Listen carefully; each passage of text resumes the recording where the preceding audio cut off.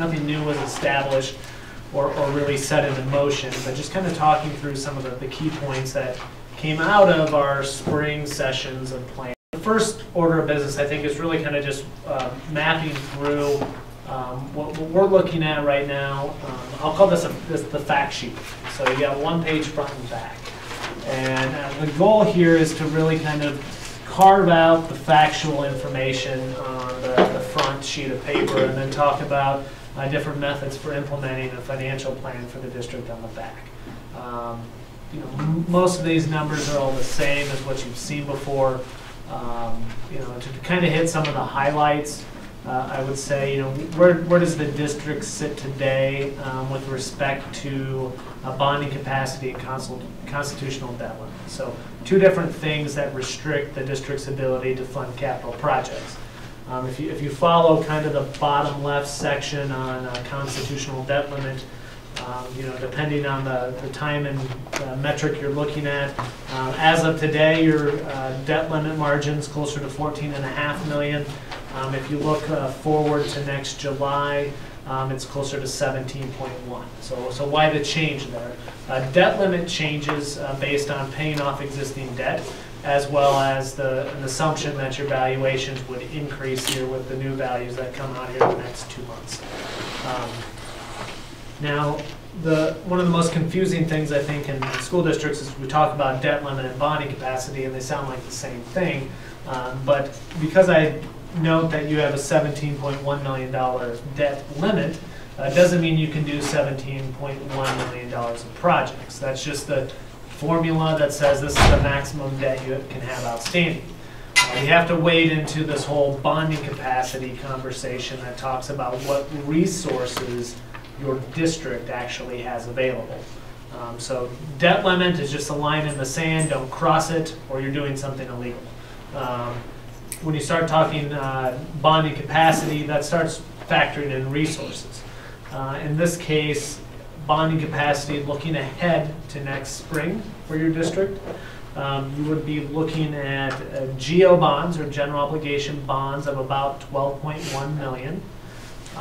You would have PEPL notes under bonding capacity of $5.7 million, and that would be using every last dollar of your PEPL, by the way. And sales tax bonds of $2.2 million. And that would be taking you up to 83% utilization on your sales tax revenues, which is currently what you've agreed to based on your debt outstanding, that's the highest level you will go throughout the state. That's the highest percentage that we see any district at this point in time. So, Travis, does that assume it sunsets? Yes, yeah, correct. That assumes a sunset of 12/31 of 29, which is when your current resources go away. And your limit assumes a 2% growth, it looks like, as far as the change. Yeah, just for calculation of the debt limit. And yeah, I mean, if it's 4 or 6, I mean, maybe it changes it to 17.3 or 17.4. It doesn't really factor. Doesn't change it that much in the next year, but it would over time. Yeah, over time, the growth rate is important on calculating debt limit, but really more important is the fact that you're paying off your existing debt and moving a year down your debt repayment cycle. So, now to kind of circle back to kind of my understanding of the capital plan.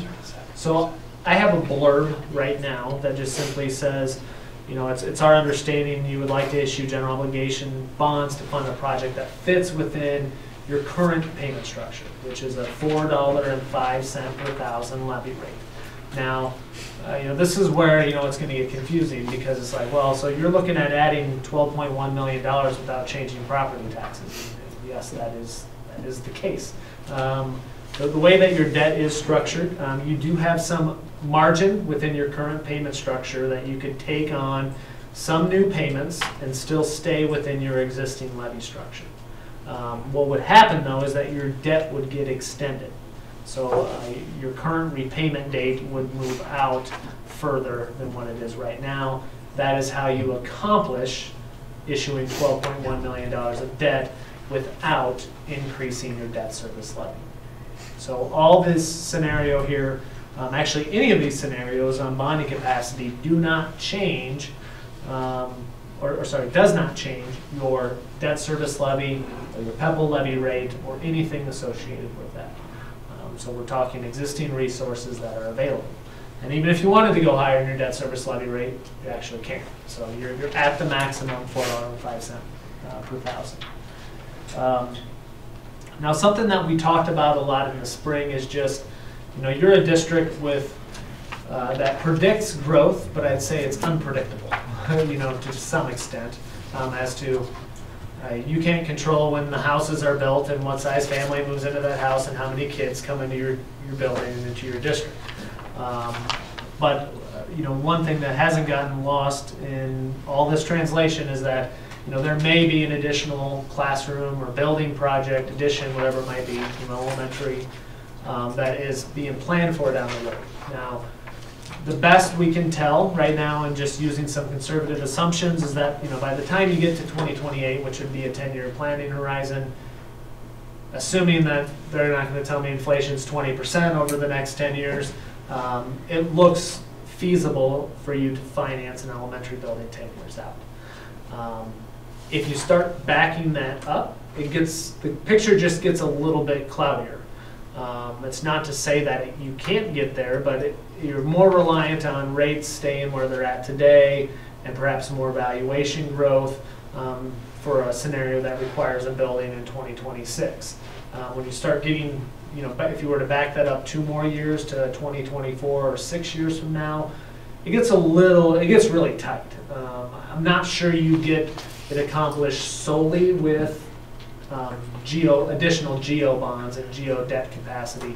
You might have to look at, well, do we have to lean on perhaps, if our PEPAL's extended another 10 years, so from the 2028 sunset we have now to 2038, can we issue a small 10-year PEPAL debt to help close that gap, or accumulate PEPAL dollars and sales tax dollars over the next 6 years to kind of give you, well, we know it's a $20 million elementary and our capacity will be $14 million, so can we figure out a scenario where we have $6 million of sales tax and PEPAL available to put towards a project? Those are the type of scenarios that I think come more into play with an elementary in 2024 and 26 or 28. Go ahead. So just going back again though, Travis, just when you're quoting those scenarios, you're using 2% growth. No, I'm not. You're not. We're going to get into implementing the plan. So okay. This is just a one-off calculation. So okay. Just one-off right there. All right. So let's talk about implementing the plan real quick on the back side. I've already given you all the disclosures that, hey, assumptions matter. You guys realize that. I'm not telling you anything you don't know.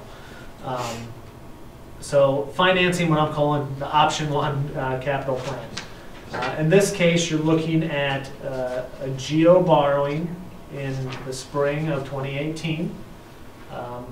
Sorry, next page. You guys are trying to follow along. There we go.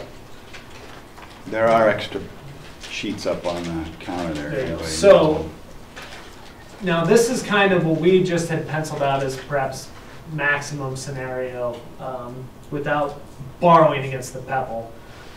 In this case, we looked at a 405 debt service levy that goes out to 2038, $12.1 million of GEO bonds in the spring of 18, potentially using another $1 million of PEPAL save in 2018 or 19, funding $13.1 million in total projects. Ultimately, the second scenario would be in 28 or 29. Keep that debt service levy at the 405, and then it would get extended another 10 years. Would give you about $23.7 million for new bonding capacity at that time. For that scenario, I think we're using 3.81%, which is I think 75% of your historical average over the last 25 years. So let me double check that. It's been closer to between 6 and 7, at least in the recent past. Let me look at the time horizon.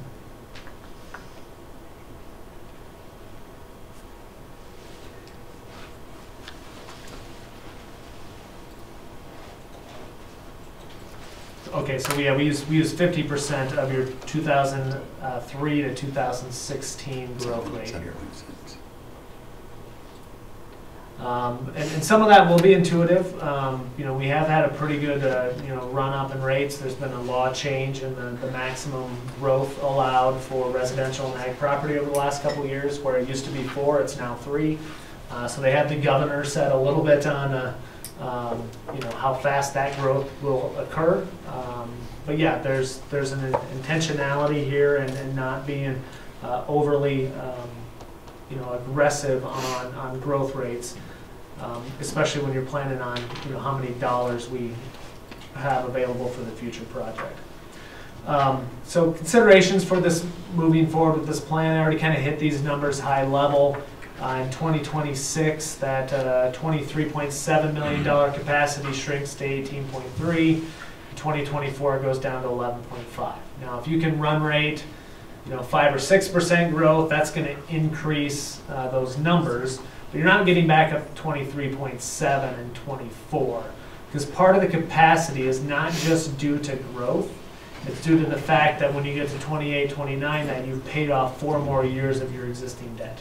So that's the important distinction there. So, you know, ultimately, yeah, I mean, I think you have a plan. You kind of know what your rudders are. Creativity is required a little bit in 2024. I mean, if you get a bunch of growth that doesn't translate, you know, student growth that doesn't translate into taxable valuation growth, that's a tough scenario. But it's, you know, it's one that I think you have to manage, just manage expectations. There could be a few years where it's just a little tighter than maybe would be desired. But even under these conservative scenarios, getting out to 2026, you know, that's assuming really you can probably start the process in 2025. You know, are you really that far off from what you know right now? Maybe, maybe not. You know, that's where the politics are local. I'm tasked with translating the numbers. So you guys can tell me on you know how conservative those things are. Now, again, we looked at many models this spring. You know, we could get into a lot of details here. That yes, if you assume a higher growth rate, you know, that's going to drive up the availability of those dollars. That's intuitive. But we have to pick a spot and then just know that, hey, we have to have some other things go our way. You know, conservatively, yeah, we're going to have pretty decent capacity moving forward. So I kind of give you the bottom line summary there. You know, property values grow more slowly than scenario 1. Elementary may have to be delayed. You know, that's the backstop. Or, you know, if interest rates are much higher than they are today. Because ultimately, when you look at your total payments, there's an interest component and there's a principal component. And then ultimately, we're fitting within a total payment structure at your 405 levy rate. If 5 years from now, the interest component becomes higher than what's in the model, then the principal component is smaller. If the principal component is smaller, you have less money to spend on construction. So again, I'm not telling you anything that's not intuitive, just things that you need to be aware of.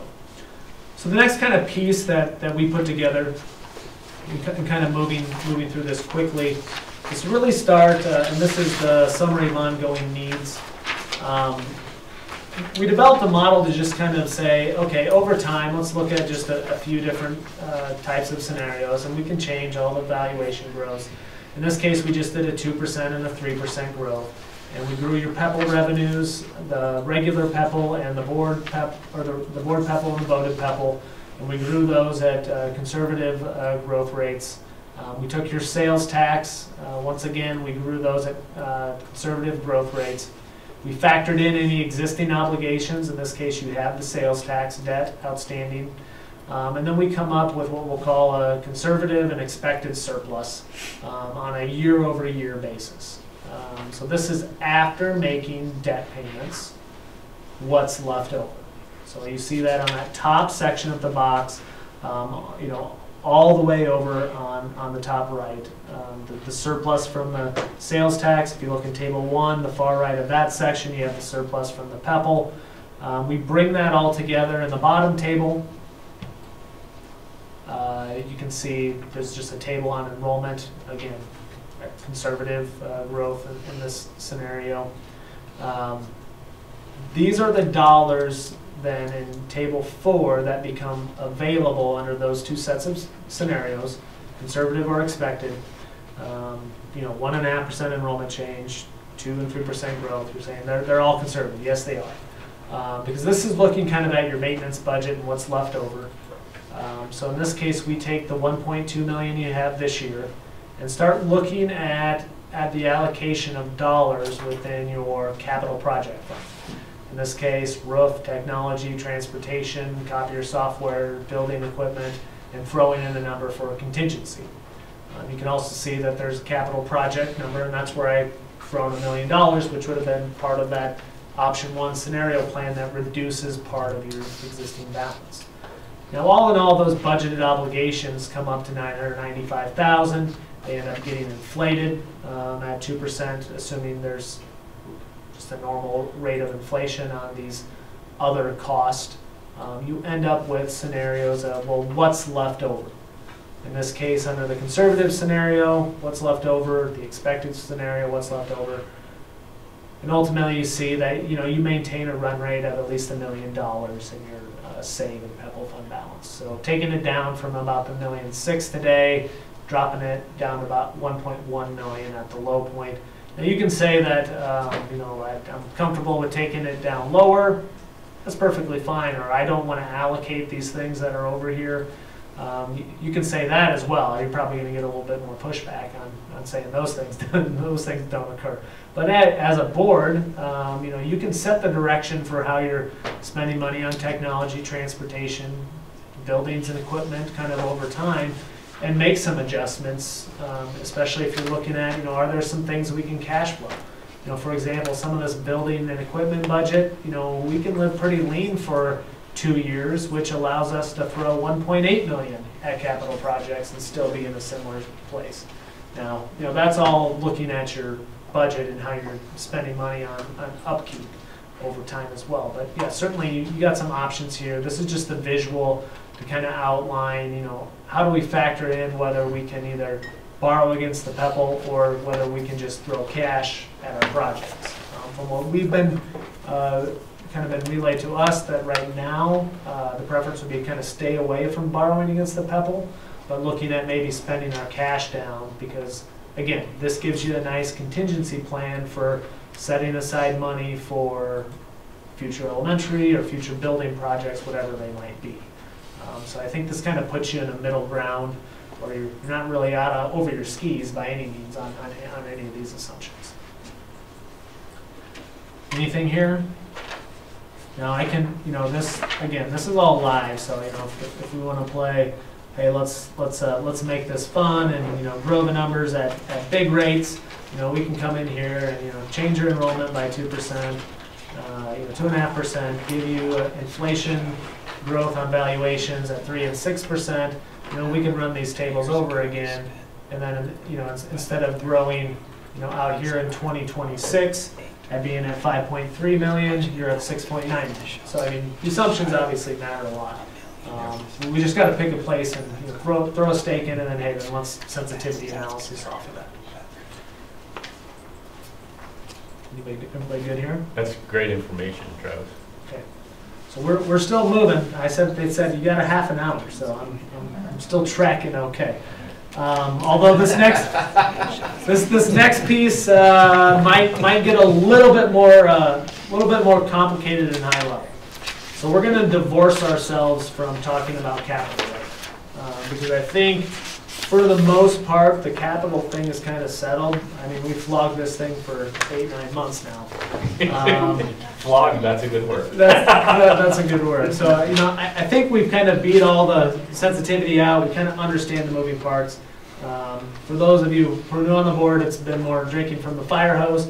But again, we can kind of keep talking through this, making sure you understand the assumptions, and that's why we'll have questions after we get through this. Now, the next component, you have what amounts to a 7-page handout, and then a 1-page interpretive sheet. I finally got out to the Dropbox today.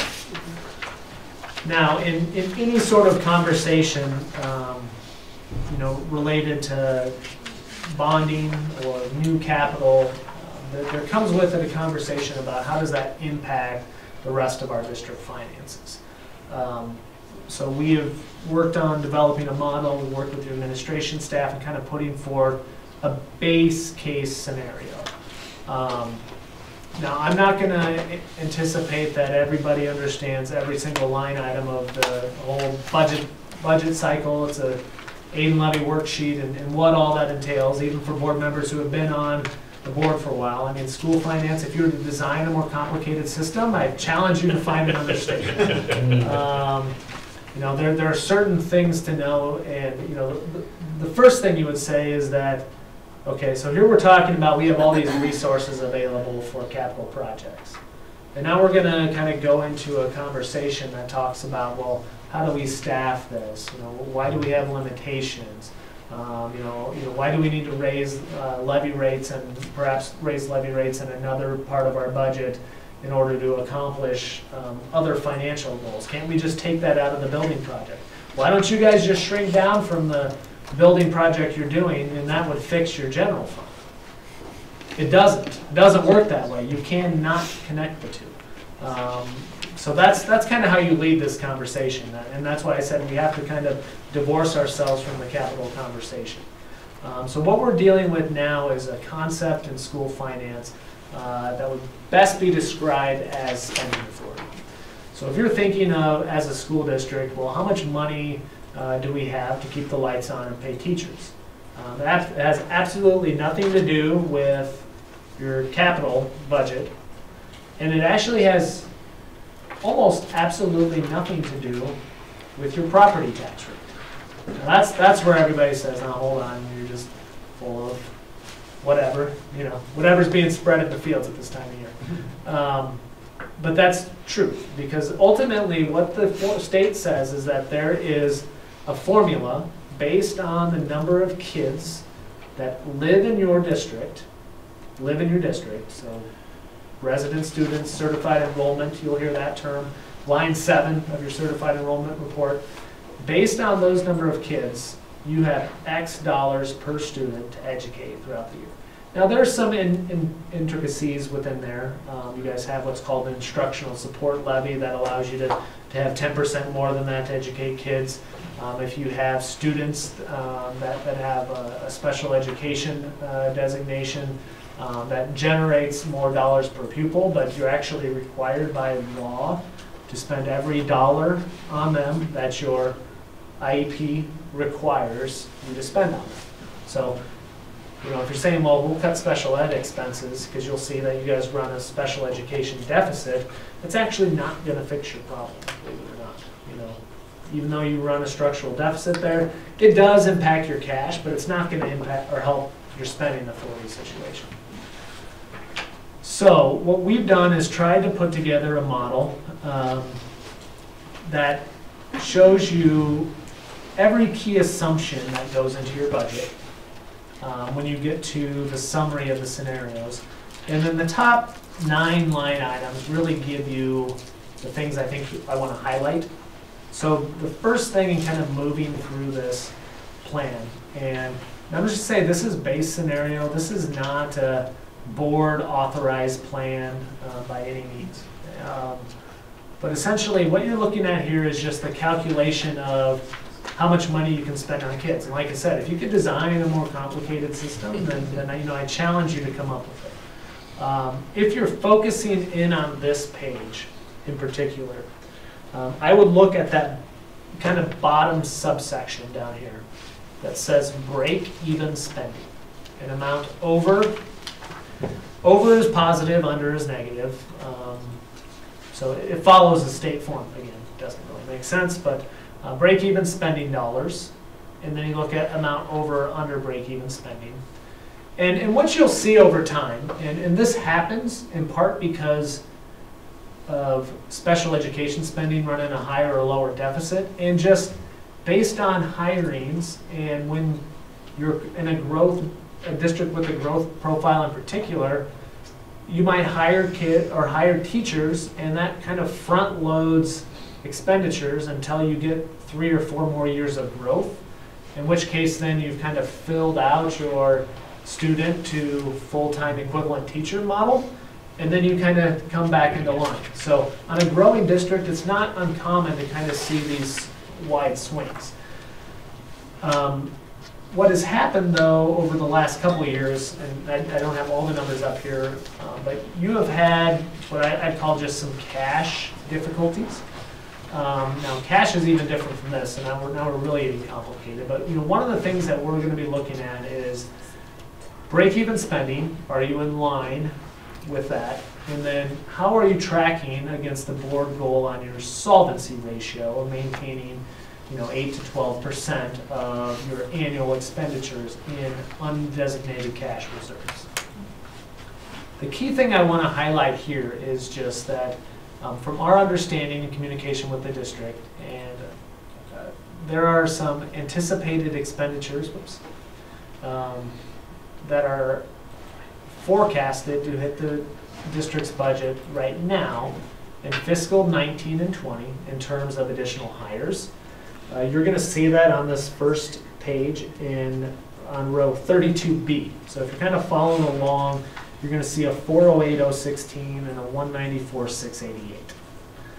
Those would be what we classify kind of increases in expenditures due to new hires, or adding staff, reorganizing staff, whatever it might be. And then above that, you have just a forecasted run rate on general expenditures. Now, you might note that 1.5% is low, perhaps lower than you would like to offer up to the teachers, but in this case, even that circumstance is probably a little bit more than you could afford under a break-even spending scenario. Now, the thing that I just wanted to take some time is just notice the assumptions on the new hires. You're going to see on the next page then a base case scenario. I apologize, these numbers are small and I can't. I'm going to actually let me pull this up. I lose my headings is the issue. So those who are out. Zoom, can you see? Okay, it's going to be small. I might have to give you a little bit of an explanation for those who can't see that up there. But the top line is what's called the SSA rate. In that case, what that means is that is the state allowed growth rate. Now you can see in fiscal 18 it was 1.1%. So remember we talked about that the state specifies how much money you can spend per kid each year? They only grew that 1.11% from fiscal 17 for fiscal 18. There has been a lot of talk this year about cuts. I think 1% is probably the most optimistic scenario for fiscal 19, but I think 0% could be just as likely. So what that means for your district is that we're not anticipating that you get any additional dollars per student to spend in fiscal 19. You'll get the new budget growth from the fact that you added kids in this current fiscal year, but you will not get that, not have that show up in the base value per kid. Now the other things we've done is that we've set property valuation growth at 3% in 19 and 4% in the out years. I could go into a long explanation as to why I'm looking at a lower forecast here. In part, it's due to the fact that residential property will change its rollback rate. In the current year, it's being taxed at 56.9%. Next year, it will be at 55.6%. So if you just came in flat and no change in any valuations, you would drop residential values 1.3%. Now, I happen to believe that your valuations probably went up, but this is one of the few years where the rollback rate has actually changed and gone back the other direction. Now, keep in mind, this is because statewide, there's a limitation on how much valuation growth can go up each year. That's capped at 3%. That's statewide. That's not going to happen in Gilbert. It might actually happen exactly like that in Gilbert, but it's not guaranteed. So we're just using a little bit more conservative in the first year. We've also established, if you want to follow along kind of on the interpretive sheet as well, we have assumed that your property tax rate remains stable, in this case at that 1890. So you can see that all the way across. You can see expenditure changes. Fiscal 19 up 4.8%, 2.6% in 20, 1.5%, then 2 and 3. In the following years, you can see your amount over break-even spending. The goal here is trying to bring that in line as quickly as possible so that you do not go through your unspent authorized budget. Now, are there years in which you go through it and build it up? Yeah, you just came through that cycle. The other thing I do want to note is that in the current year, we are using numbers that more correctly reflect, I think, actual expected expenditures. Now, when you see kind of your budgetary numbers on expenditures, they might actually be $100,000 higher. So there's some contingency built into the district's budget. We've taken that out here to kind of drill in. One of the things that we're doing and will be doing later this week is that there is a call scheduled now with the bond rating agency that for an update from last year. So if you recall, last year there was a bond rating downgrade for the district. It was predictable just from the standpoint that you had gone into your cash. They lean very heavily on your solvency ratio, probably, and my comeback would be, well, isn't the rating agency supposed to assign a probability of default on your bonds? Because that's really what they're doing. And what does your solvency ratio have to do with the ability to repay your debt? Absolutely nothing. So they take in these different management components and metrics and try to compare you with your peers.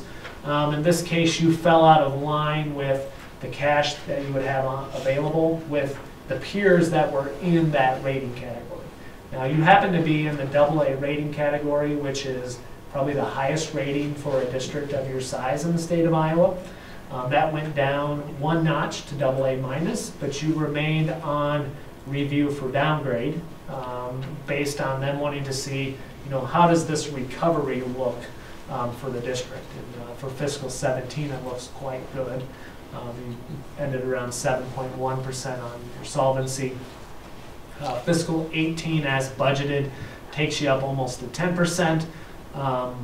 Now, I think there is going to be some concern from the rating agency with a base case scenario that shows you spending back into your fund balance that you built up this quickly after recovery. Now, I'm not saying they're going to downgrade you for that or not downgrade you for that, but you can see if you look at the solvency ratio and then kind of your ending year-over-year fund balance, you're going to eat into your fund balance approximately $88,000 in fiscal 19 at the expenditure levels that were on the prior page. Now keep in mind we added $400,000 of new expenses plus a 1.5% growth. A lot of those other metrics are actually set. With respect to enrollment, we don't anticipate that change. You see, that's not highlighted. We know what that is going into the next year. And we could probably, that wouldn't necessarily mean we added all those positions. That's kind of our wish list, but there could be some hammer out in between. So we're running out of time for this portion, Travis. What's some of the final things you'd like to? No, this was the bulk of it. Okay. Just kind of getting through explaining to you those top 7 or 9 lines of metrics. Now, if you kind of look down below, that kind of breaks out all the other assumptions. Now, if we want to go to a scenario that I'm going to call option 1 on the next page, and this would be if you wanted to keep the expenditures as is, hire the teachers on that time frame, you could increase your cash reserve levy to avoid dropping your solvency ratio. So the only thing you're going to see changed here is that instead of remaining at 1890, we go to 1915, 1910, 1905, 19, and then back down, actually go down to 1880 then when you get out there in the 5th year. Your solvency ratio then does not dip. So you're following that line 9. So that's one option. That's the cash levy. The cash reserve levy, yep. So if you look down below, you would see that dollar levy in those line items, that goes up. Now, yeah, that's an increase. It's our total levy would increase. Your total levy would increase, yep. If you go to option 2, this would be really what I'd say perhaps a stronger position would be to say that we set a range of 8 to 12% on solvency. How quickly can we reasonably get there? And, I just chose, can you get there by the end of 2020? In this case, you'd increase the cash reserve levy a little higher in those first couple years. But the thing that you'll note, you get back down to 1890, and then, run rate when you get out to 23 now is down to 1850. So it's not a matter of how much more cash you need. It's kind of a matter of when are you taking the cash. Would it be a stronger financial position as viewed by the rating agency to get there quickly by raising levy rates? Because one thing that they don't ever take into account is what's the levy rate. They don't really care. If you got the authority to get the dollars, they would say you should get the dollars. Now, this is where kind of got to divorce yourself from the financial aspect and the politics. That's probably not the most popular position to take, especially on the heels of wanting to pass a bond issue and say it's not increasing your debt service levy, but then your levy rate goes up 60 cents. That's hard to explain, even for those who understand it. Again, we had to divorce ourselves from the capital and the general fund. This is another aspect. This would be the stronger position to stand before the rating agency with. Option 3 would be to delay expenditure increases to avoid a drop in solvency. So in this case, you see your solvency ratio, line 9, staying steady and growing. The result of that were small changes on the following page. And if you follow that, line 32B, you got 308 instead of 408, 244 instead of 194, and then 50,000 out in the third year. So delaying how you're adding on expenditures, this also helps you on the unspent authorized budget and solvency at the same time. You can also model out what type of expenditures would we take on in order to accomplish option 2 of getting to 12% solvency more quickly. So you can come at it from 2 different angles. One is delaying expenditures, the other is raising the cash reserve levy. So those are kind of the tools that you have. So those, as I'm looking at it, those are the metrics that I see, going into this call. And I think from Gail's perspective and Lindsay's perspective, it would be nice to at least have some feedback as to, do these scenarios make sense? Because ultimately, we're going to have to give them an idea of what the board is thinking makes sense and what they may accept as a recommendation from administration moving forward. Now, it's not going to tie your hands into doing this, but the last thing we want to do is say, yeah, we're not going to add 400,000 of expenditures, we're going to add 200, and then you turn around and add 400 and you dip your solvency ratio down, then they don't have any trust in anything that you're giving them. So I only wanted to spend some time really drilling on this because we do have that call this week. So I wanted you guys to be up to speed on this, knowing that ultimately you guys will be the ones making the decision on this, but the recommendations that might be coming from administration probably don't look like the base case scenario. Travis, would it be a fair assumption that your support would be behind scenario 3 is probably the best option if you were a board member? Yeah, as a board member, I would like to see a scenario 3 option that got you to 12% as quickly as possible. So that might mean shifting another 100,000 out of 19 into 20, or from 19 all the way out to 21.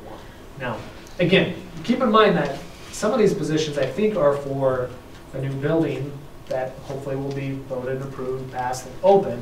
That's not going to hit your bankroll in 19. The earliest is 20. So some of those positions may be starting to drill into, well, what's the minimum we can do to get by and accomplish our other goals? Because this is not your goal, ultimately. You want a world-class education for your students. So you have to balance that with the financial component. And so if that's, can we just add one position here and then do a lot of it the next 2 years, then I think that's a stronger position to look at. So, Travis, what's the rate differential ballpark between AA minus and A plus GO rating on 12 million? Yeah, to give you guys an idea, we can kind of sum what the risk is of a downgrade here. Right. Yeah, AA minus versus A plus right now is probably 0.1 to 0.15%. Right now, if you were to sell bonds with the on review for downgrade, you would actually probably sell worse than an A+, if that makes sense. What? Because they don't know what review for downgrade or under review or So you negative get outlook A+ means. pricing anyway. Yeah, so right now you're at that anyway. So getting that removed, I think, is the best case scenario for the district without any further downgrade. I think you're close. I just like a picture that doesn't show you dipping into cash in the next year. So is the call to talk about not being downgraded further, or is there an option to even be upgraded? There will not be an option to be upgraded. What time frame would that be? Probably at the end of a 5-year period of really maintaining healthy solvency ratio. The issue you got is you got that rating back when you were at 25–30% solvency. That was before the state came in and said you can't do cash reserve. So there's no way for you to maintain a 25–30% solvency ratio unless you are purposely not spending enough money on educating your kids. So the rating agency doesn't really understand that. But Yeah, the target IASB would come out with, this is 10 to 15. You're saying 12 is kind of a magical point I'm hearing, or? Well, or is it- if you've set a goal at 8 to 12, I'd like to get to the upper end of your goal as quickly as possible and then look at going to a higher goal. Now, in the AA category, you're being compared against credits around the country who don't have a 20% reserve cap. Mhm. So that comes into play. It range bounds you based on Iowa state law. Yeah. So that's where I don't think the AA- is something that we should, pushing for the upgrade, yeah, that'd be fantastic. But a lot of the other metrics don't support it for your district, just based on your size. You're smaller than AA credits. So those things, your tax base is smaller. So those things come into play as well. Is it the actual level or the trend? I mean, I've heard Both matter. So Okay. just to give everyone a sense, 15 basis points on 12 million is $18,000 a year. Mhm. So that would be the incremental cost on the debt we're issuing it for. So working backwards, what would that impact in terms of principal? Like, Yeah. would you take 12.1 down to 11.9, for example? Well, yeah, I just meant it's not a huge factor Right. as far as our budget. It's just more of a, something because bonding rates are so low that it's 200,000, 250,000. So it would take it down to 12.1 to 11.85. Yeah, we're being conservative on rates right now, those. Yeah, no, Yeah, but yeah, the net impact's about 200. so in borrowing capacity. Is what you're saying, Travis? Yep. So is your borrowing capacity taking into account this downgrade by 10 to 15 It's basis not points? factoring in an additional downgrade, because I don't necessarily think that's that likely if the scenario is upward trending. So one of the documents we have to provide Friday for them will be a 5-year projection. Oh. So some of these decisions, like Travis was talking about, is the direction for our phone call on Friday. Okay. And so if it's just that, hey, we don't want to drop solvency, we can talk about, here's 2 different scenarios we're looking at on how we're not going to drop our solvency. And if one of those is we want to stay with expenditures, then it's likely, even though you might not like it or adopt it, that a recommendation coming from administration might be that you need to raise your cash reserve levy by 20 cents. And then because that's kind of what they're being analyzed on, their ultimate goal is not to give you the solution that works politically, but to give you the scenario from their management perspective that would be the best management position to be in. Well, I would say that we would want to maintain or grow the solvency.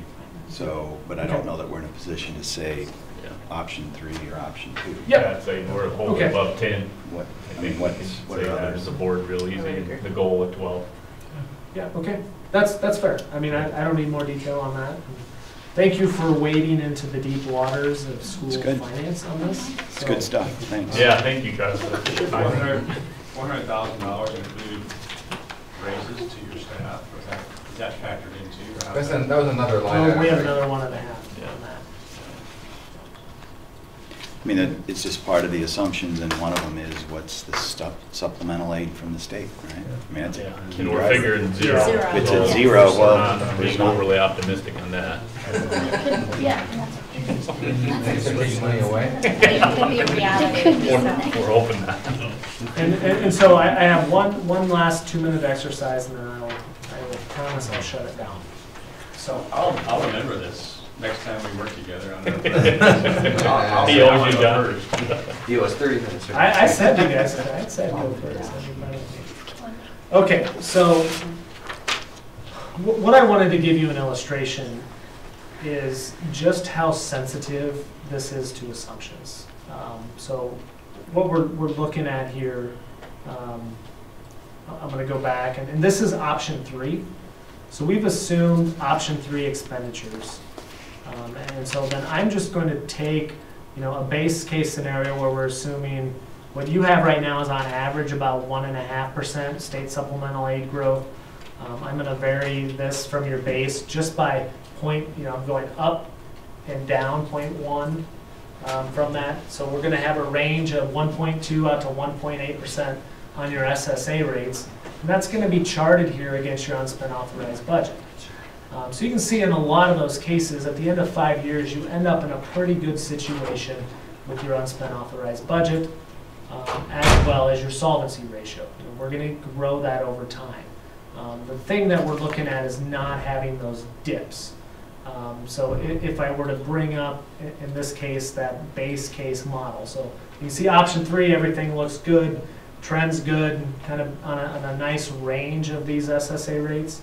I'm going to kind of take you into now that base case scenario. I'm going to do the same thing, 1.5. I'm going to vary off the base.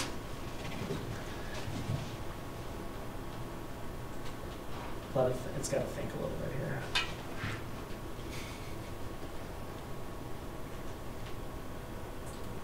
Got to make it think a little harder.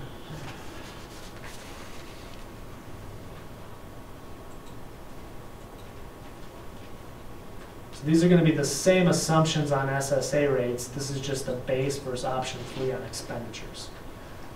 So you see what happens here is that you have that dip.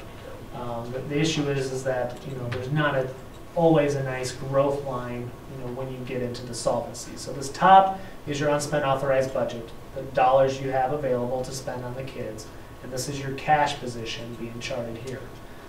So you can look at kind of both of these scenarios and just kind of see how that they present a different picture, base versus option 3. And so I think the important part here is just noting also when we get onto another important assumption is just enrollment. So like I said, I don't want to say the sky is falling. It's certainly not for your district. But we need to have a good understanding on how some of these assumptions will factor in. In this case, we're doing a 2.5%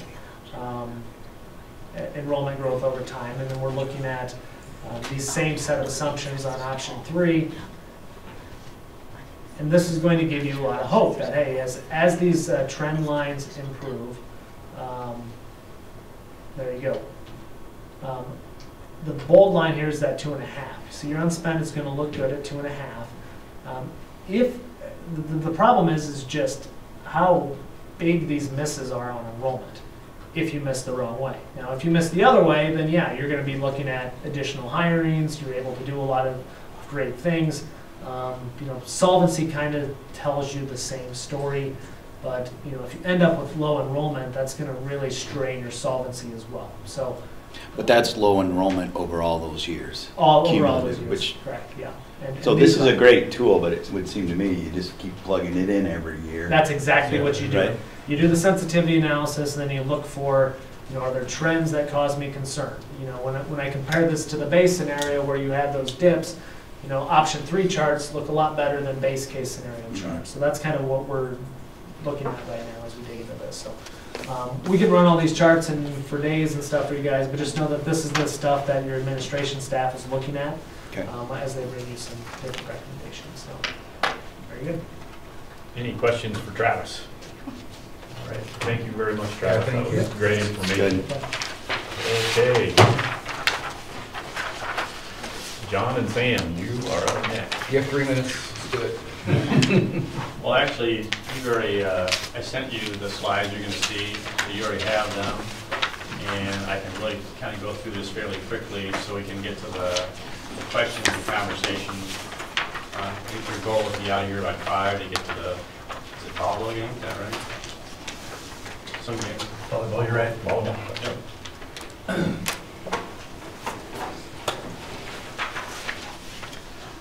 So just by way of summary of what the board asked us to do is 2 weeks ago we went through in great detail all the different school projects, building by building.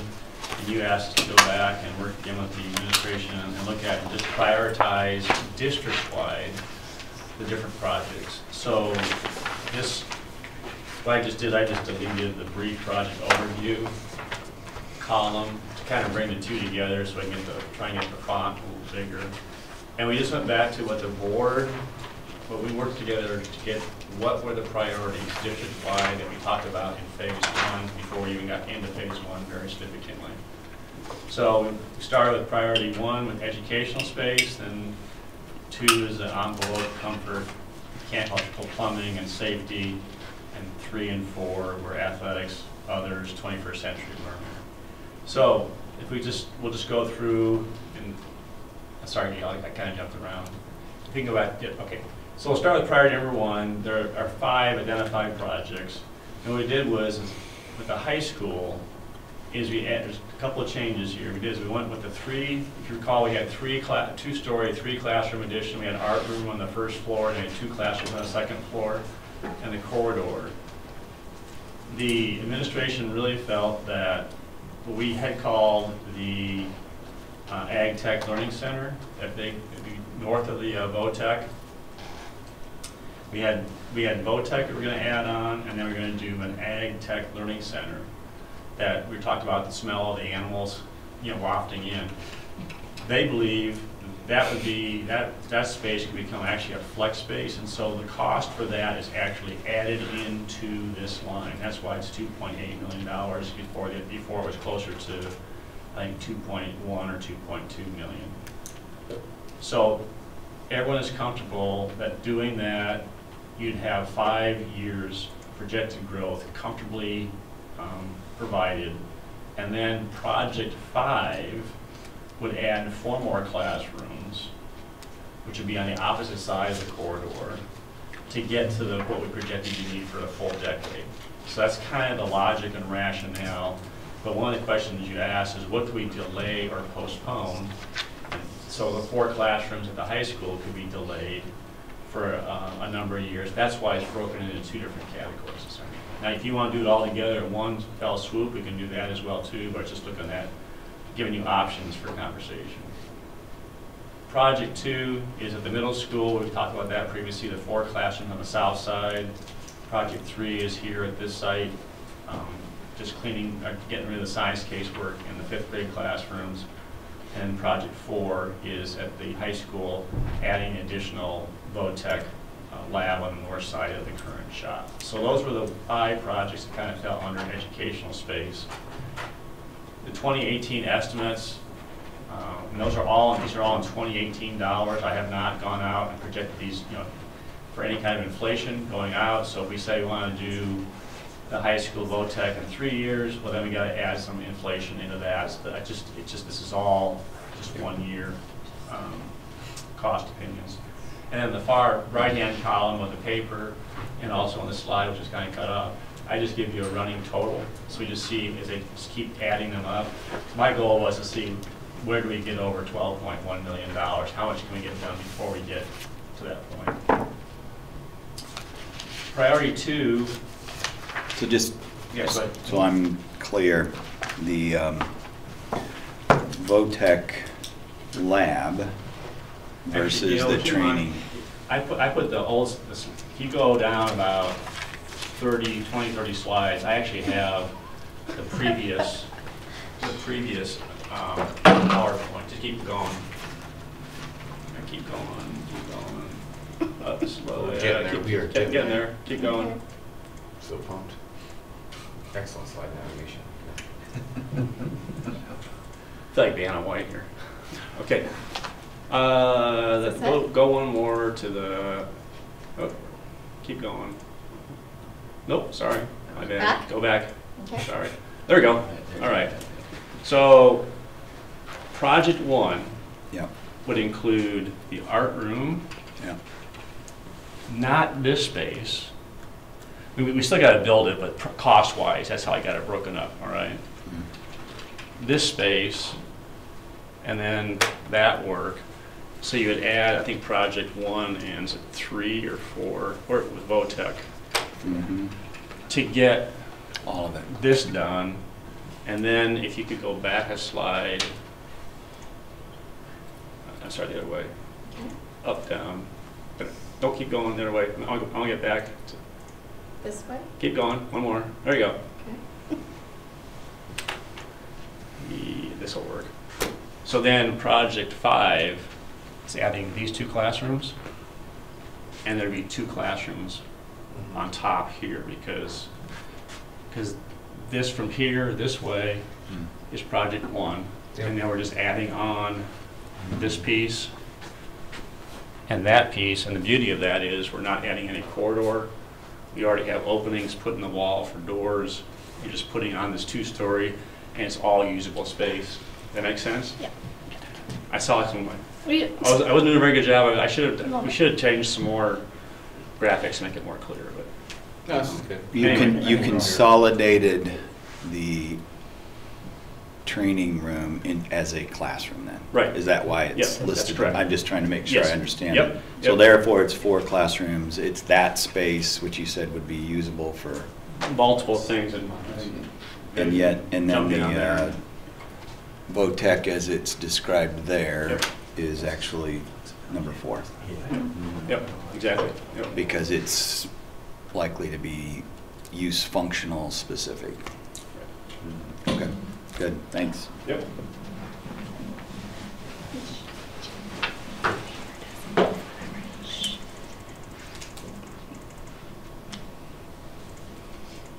I'll get some Bengay for your fingers later on, Gail. No, sorry. that's okay.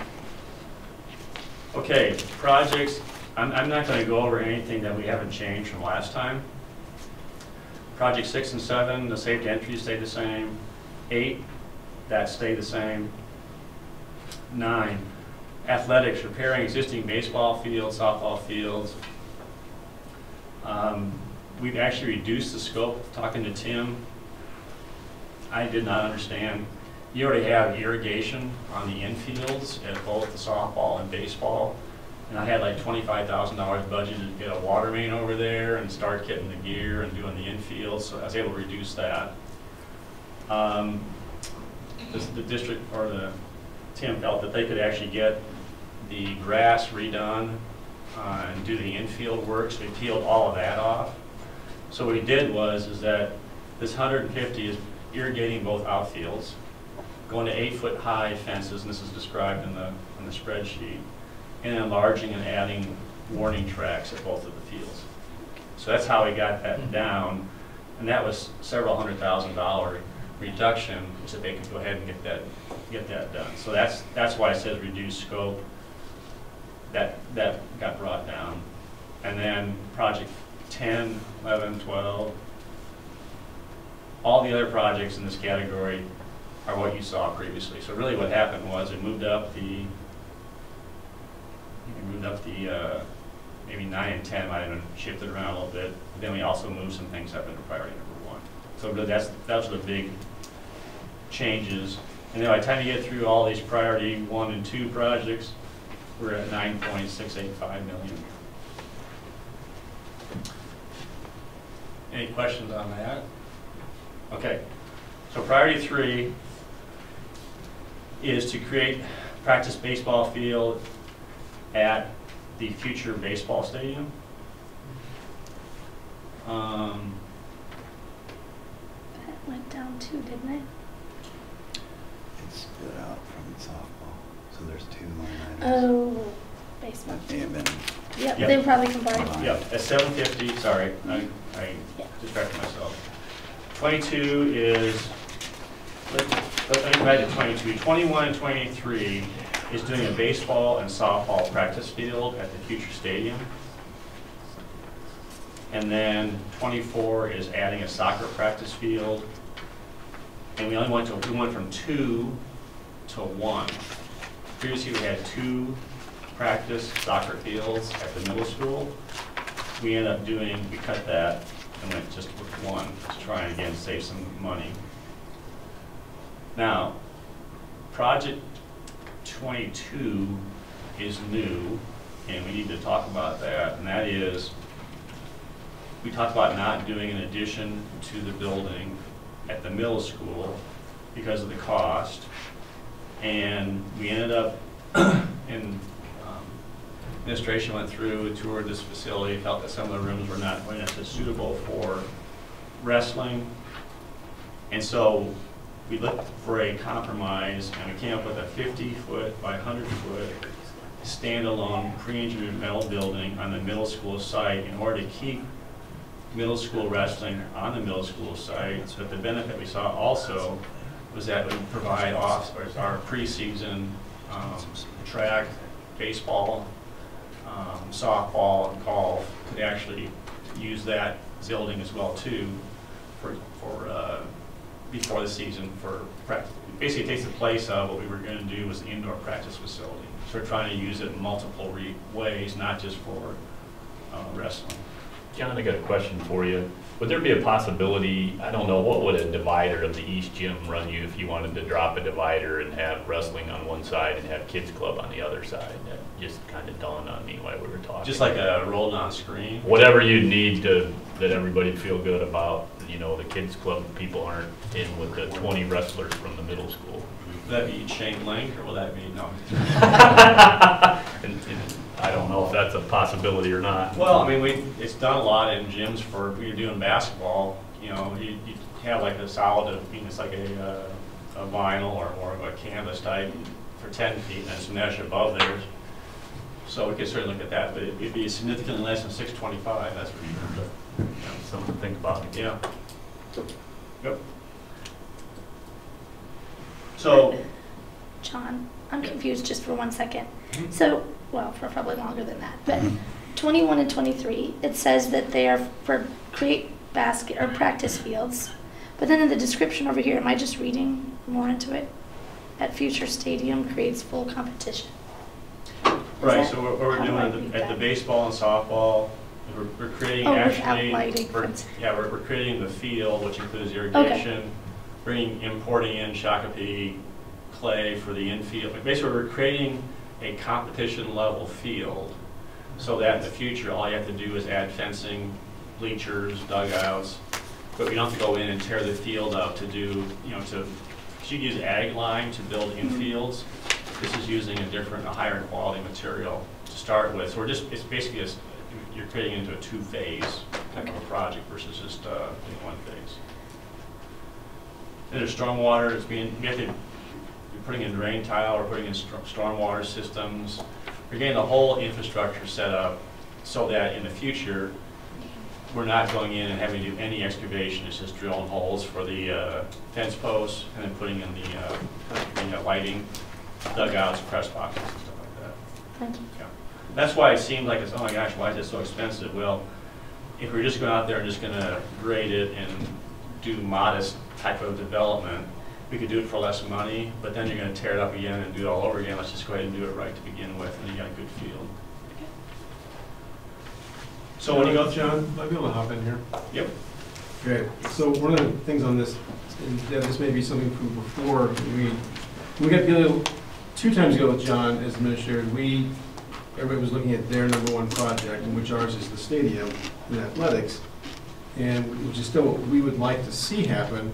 That is, if you start putting the priorities into and you knock athletics down to 3 and 4, and that becomes some of the things that get cut, and I'm sure that's a discussion that we could have, but if we're not using, at one point in time, we had everybody's #1s covered. And then I think at the last work session, which I wasn't at, and I apologize for that, but I was supervising. And I think is that when we said, okay, now we're gonna come back and do these with the 4 priorities and educational. The charge from the board was tell us what district-wide as a team, what are the highest priorities working on? Yes. Okay. I just want to make sure that I understood that. Yep. Mike, can you, sorry to interrupt here, can you talk about why we looked at that building over in yours as far as an option rather than to do what was originally talked about? As far as the addition goes? Yes. Well, I think we looked at, $1 million for an addition, if this was a way to cut that cost, but then also benefit, baseball, softball, could you put batting cages that would drop down and use that? Golf could use that for hitting, so it was a way to get, space for wrestling, but also for PE. Right now, my PE classes use the wrestling room, not during wrestling, although I guess they do it during wrestling seasons because there's a wrestling unit. And if that space goes away to locker rooms, then I'm up against it with PE programming. So this is a building where PE could use it, wrestling could use it, but it would benefit the athletics as well. Okay, I just want to make sure that people understood that that would be a place where PE would also be able to be Yes. used. Well, in addition, we talked about putting the weights in there because right now the current weight room over at the middle school isn't even really used. Mr. Cruz brings his PE classes over here to lift on a regular basis when they're doing that. And that equipment could all go into that building if we divide it correctly. The currently for when middle school for weightlifting with Coach Lunt, they go over there during wrestling season, but when wrestling's not in season, they put weight equipment in the current wrestling room and use that because the middle school weight room is insufficient for numbers. I mean, you can't get, Yeah. I don't know how many you could get in there safely, probably 15 kids maybe. And so right now they'll be going over to the high school in the mornings and being over there with the high school kids, and so we're going to have 40 to 60 kids some mornings in there working out. So that was the other thought with it. Thank you. And the size 50 by 100 was one to kind of fit a module that works from a pre-engineered metal building. Two is a wrestling mat's 40-foot square. Then you have your frame sticking in and want to have protection, so you have enough area inside of there. And also you need to have it longer than 40 foot for tossing balls, batting cages, just getting a longer overall environment so it can be multi-used. So, and actually, Gail, if you want to just go to the next couple slides. So the differential on that building in the addition was 400,000 then? Is that, right, this would just be to the west of the playground area. And this isn't set in stone, it's just one I was trying to find a place that would be close by, minimize the amount of paving necessary to access it. And then you got this drainage area or swale, as you kind of see, it's kind of a darker green area off to the left. So they think we can get a pad built there that'd be enough to kind of accommodate it. I don't think we can get much bigger than that. And then the next slide just shows, oh,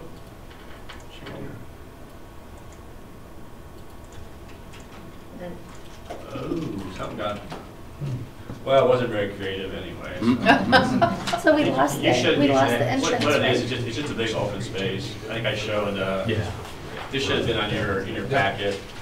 It just shows big rectangle with doors in it. Pretty simple. So is that the building that was long-range planned for down near the current multipurpose stadium? Is that kind of where I'm looking? I guess looking at Tim. This is a lot. This is a whole different new deal, actually. But you're talking about other sports using it and Yes. such. Yeah. So similar in the concept, but since that was down at the bottom of our priorities, we thought if we can get the multipurpose room, if we're not going to get the one at the middle school, then maybe this is a way to do both of those projects.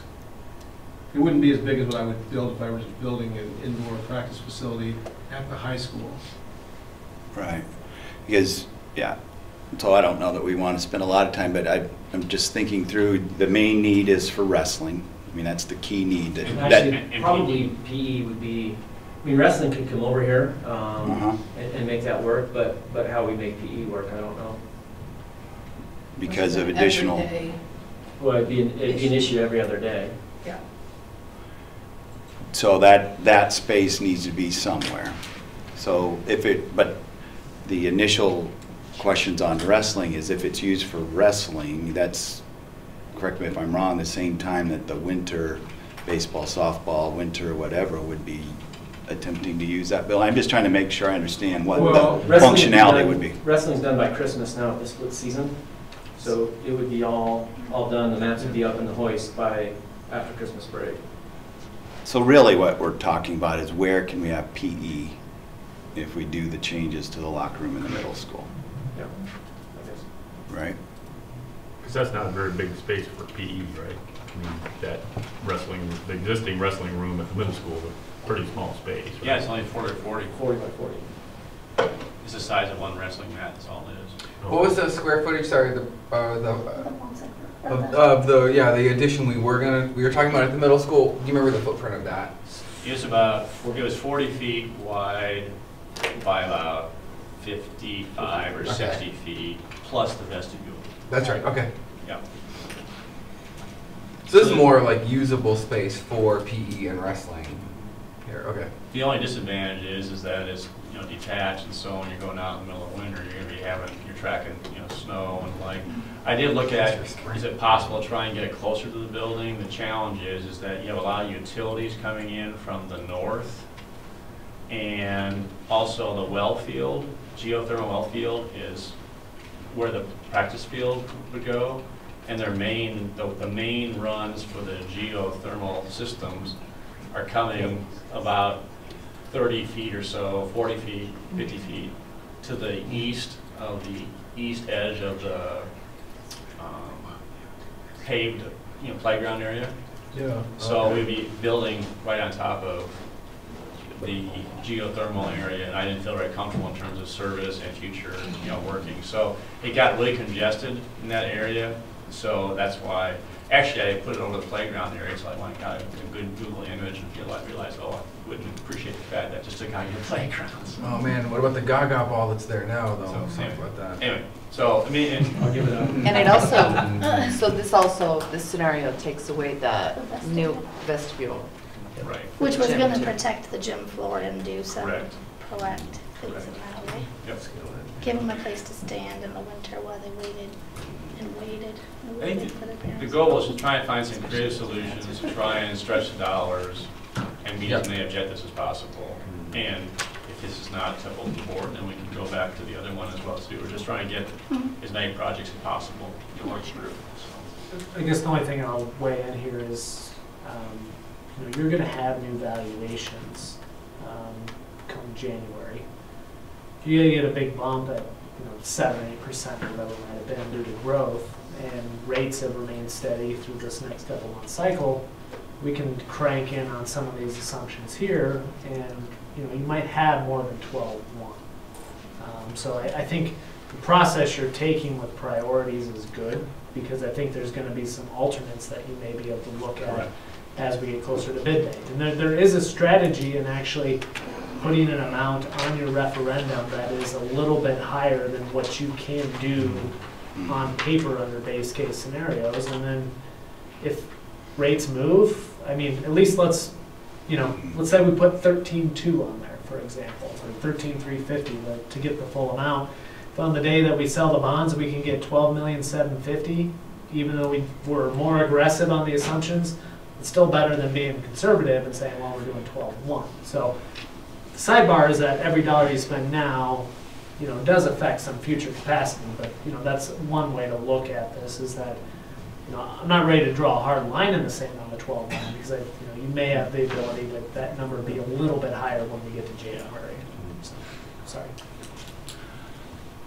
So, sorry, and maybe this is more detailed than we need, but I'm still trying to get my head around the functionality, because we need, what functionality we actually need. So wrestling, you said, well, that could actually be over here. It's PE. And PE, Well, that wrestling- can't be in the gym, or PE that Well, I have, do weightlifting, or,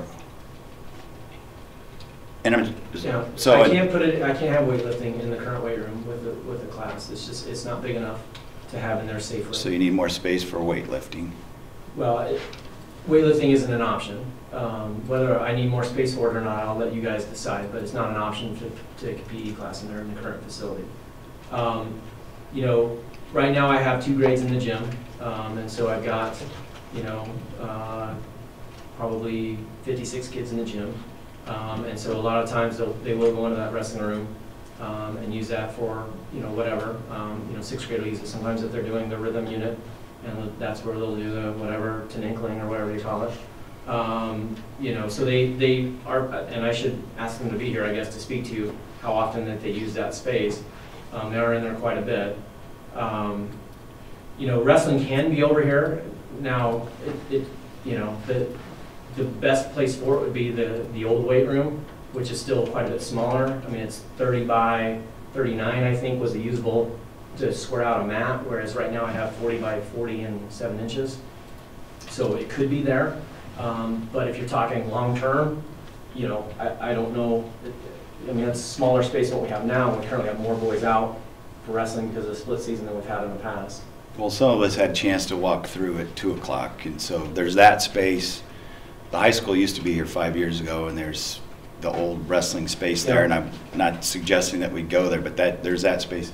And then there's a tremendous amount of space right out here that's the old Bocag that would need some remodeling. But so let's not, I don't think today it's, well, where's it going to go? What's it going to do? My questions are, what's the functionality needs? And if it is PE, and it's the middle of the winter, we would need to get from that building to that building anyway. My question would be, can you get from that building to somewhere over here? Time-wise, that'd be difficult unless we're going to run buses every day. I mean, to have them run over here for a class period and then have time to run back, that would be... Well, I'm talking about, is there transport options? I'm just throwing out ideas to say functional use, to try to understand what the functional needs are. Yeah. Because if that's there and it's in the middle of winter, you've got an issue to use that anyway, correct? Well, they go outside for recess. I mean, so going outside in the winter, as long as it's, in their gym clothes? Below zero, but... Oh, that's true. Because the locker room's here. I didn't think the most functional option was the first option we had on the table. Right. Which, at least for me, I'll speak for me, I really struggle with that for a couple of reasons, but one big one is that it cannibalizes the current drop-off, as I understand it, cannibalizes the parking lot, and it's a big expense. So the question is, for me, is, well, are there other spaces that we can use that doesn't compromise your programming? I guess for me, Tim, if it's not just for PE and it's not just for wrestling, long term, once we can't afford an addition and everything that we've been dreaming of, can we still use that building? What would you use it for? It could be used for indoor batting cages. We get them out of the East Gym, which gives you a dedicated spot for kids club because we're flipping with them on a regular basis. And then you could use it for golf. You could use it for other sports as well. Okay. Would that be a location you'd want it for those things? If it were being used for middle school wrestling, yes. If it were not being used, then probably not. It'd be where you placed it on the long range. Sure. Yeah, this just came up because when we moved away from that addition, we just thought, what are some other things that we can look at and what are some other school districts have done? Sure, sure. And then we started thinking what can we use it for and get the most use out of it. I did try to figure out a way to try and get attached on the north side of the building, and it's just, you got the loading dock back there and the utilities, and it's just nigh impossible to try and get something else put on. The only logical place to put it on is going to be going west. Well, and eventually, if we grow like we're anticipating, do you foresee a need to have that, you had talked about an indoor practice facility, but were you thinking that of taking care of the entire district or just the high school? It would be high school would be the highest priority there. Right. Yeah. So this building could perhaps go up and not be wasted down the road. I mean, it could always be designated middle school. Yeah. Or for that matter, it could even become a district storage building. It could be other functions. I mean, but it's just.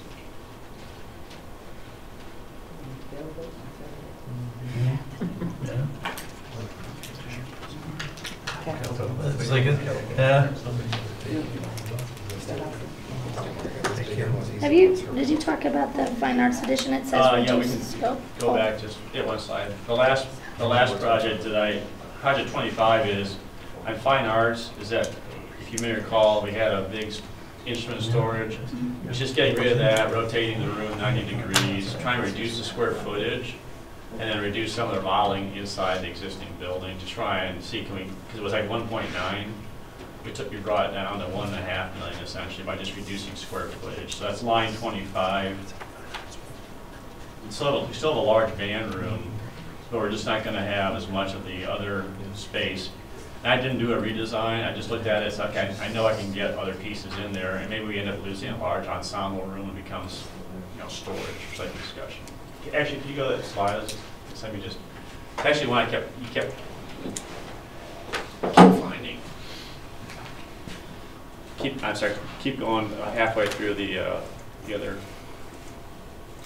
I apologize. I should have put those slides in this first presentation. What am I looking for? Go to the high school fine arts edition. Almost there, getting close. There you go.